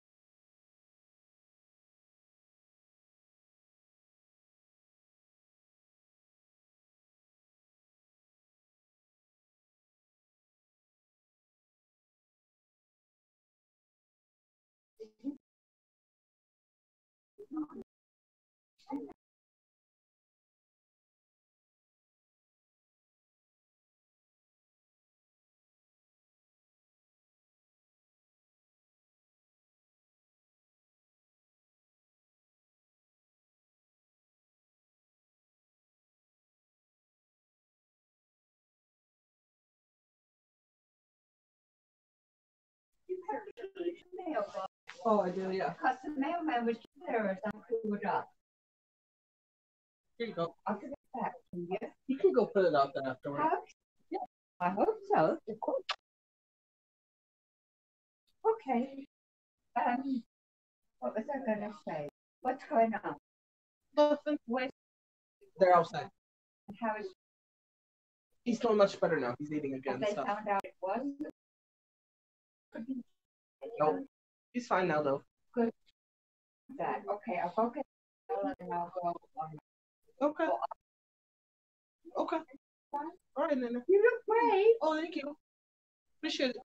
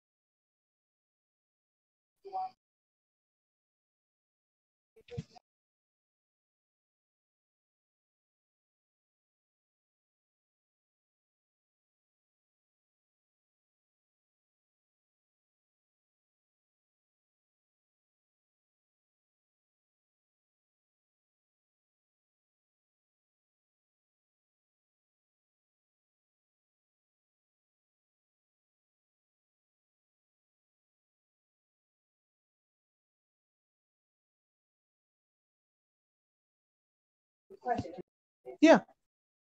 I keep getting calls from Madagascar on my phone. Yeah. Madagascar? Right. Should I be concerned No. that somebody has my number? No. I mean, it's 3 times a day. It's just teleprompter. We all get them all the time. Do you? Yeah. Not to worry about it. No, you really I thought shouldn't. it might be someone scam me who's got my Probably. number. So just don't Or worry about something. it. Or it's probably a Just ignore teleprompter. Yeah. it. Okay, I just wanted to ask you that. Yeah. I put the keypad on. Okay.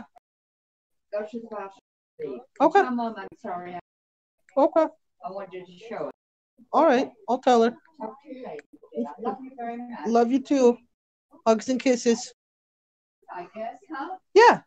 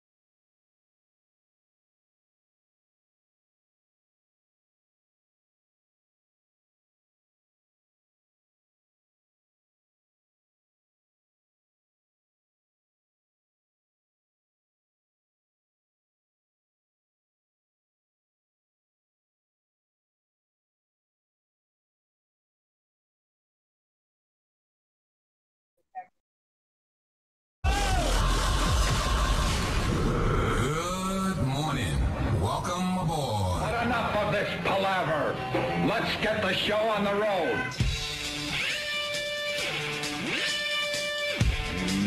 Morning. Good morning. Morning. Oh, yeah, those Monday. A little rough to get up in the morning, you know? Yeah. Get into weekend mode. Where we all sleep late. I guess. I do.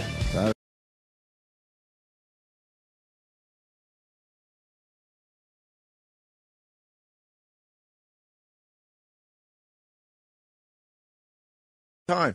And Bob Kelly admitted something pretty outrageous last week on Jim Norton's show. And with Bob Kelly coming in, we figured we'd give you a little piece of Jim Norton's little side project, sideshow, whatever. Yeah. So check this out as we go to break, and then we'll ask Bob Kelly about this when he comes in here live. Did any of that make sense? Yes. Okay, good. You got molested? No, I didn't get molested. I didn't either, but I think it's funny what people do. You didn't get molested? You got molested. No, I didn't. I blew a guy for a steak. Yeah, let's move on. Did you really? Yeah. Well, here's what's annoying. We had salmon yesterday. I couldn't get my dick sucked. I know. As a T-bone. I'm not just blowing guys for Who fish. did you blow for a steak? How old were you? Dude, how the fuck? I'm just curious. You know what? You were hungry. I think I was young. I forget. It was real 16. young. Bob was about 15. No, I wasn't fucking in my teens. No, youngsters don't blow people for steak. Now, who'd you blow for the steak? I was some guy down the end of the block, this kid who was like, a little older than me. It wasn't more molestation Did he than cook it was. it for you, or did he take you out to Outback? It's a great question. We had one of those little hibachis, and we went out on the roof after. Was he Japanese? You were into Asian guys. No, this guy had this guy had a big one. Was he retarded? No, he wasn't retarded. I was kidding about that. He was like scientific, like he invented shit. Okay, Very so nerd. I blew a fucking nerd. So basically, did you offer the blowjob? Like, he's like, you want some steak? And you're like, all right, I'll suck your cock for I it. didn't know what sucking cock was. But what happens? He saw those soft lips, and then he said, "Do you want some steak?" My pillow lips, and then I just knew we were in a closet. Did he blow a load in your mouth? No, I don't think he could blow a load. Did you lick his balls? We were both, no, we weren't fucking professional faggots. Did you get cum in your hair? You asshole. She asked a good question. Did you get cum in your hair? No, he didn't even blow a load. You were terrible. We were. I give a lousy blowjob. But did you kiss it first? Yeah, no, yeah, I'm subtle. What do you think I am? But like, was it? Let me ask you. Dude, I opened my mouth. I put it in. Was it hard when he put it in your mouth? No, what it was was playing on the soft. radio at the time? It was actually Journey. Don't stop. Yeah, it was fucking. It was. I don't think it was molestation though because he was young too. Yeah. It wasn't like a guy. It was like experimental fucking doesn't gay count. shit. You know what I mean? How did it come about? Like what were the words? What did he say to you? I know you remember. What How did he you say? like this piece, faggot? Did he? No. No. But how did it go from steak to blowjob? What did he say? Quickly. That's why I have weight issues now. That's really. Hey, do you have any A1?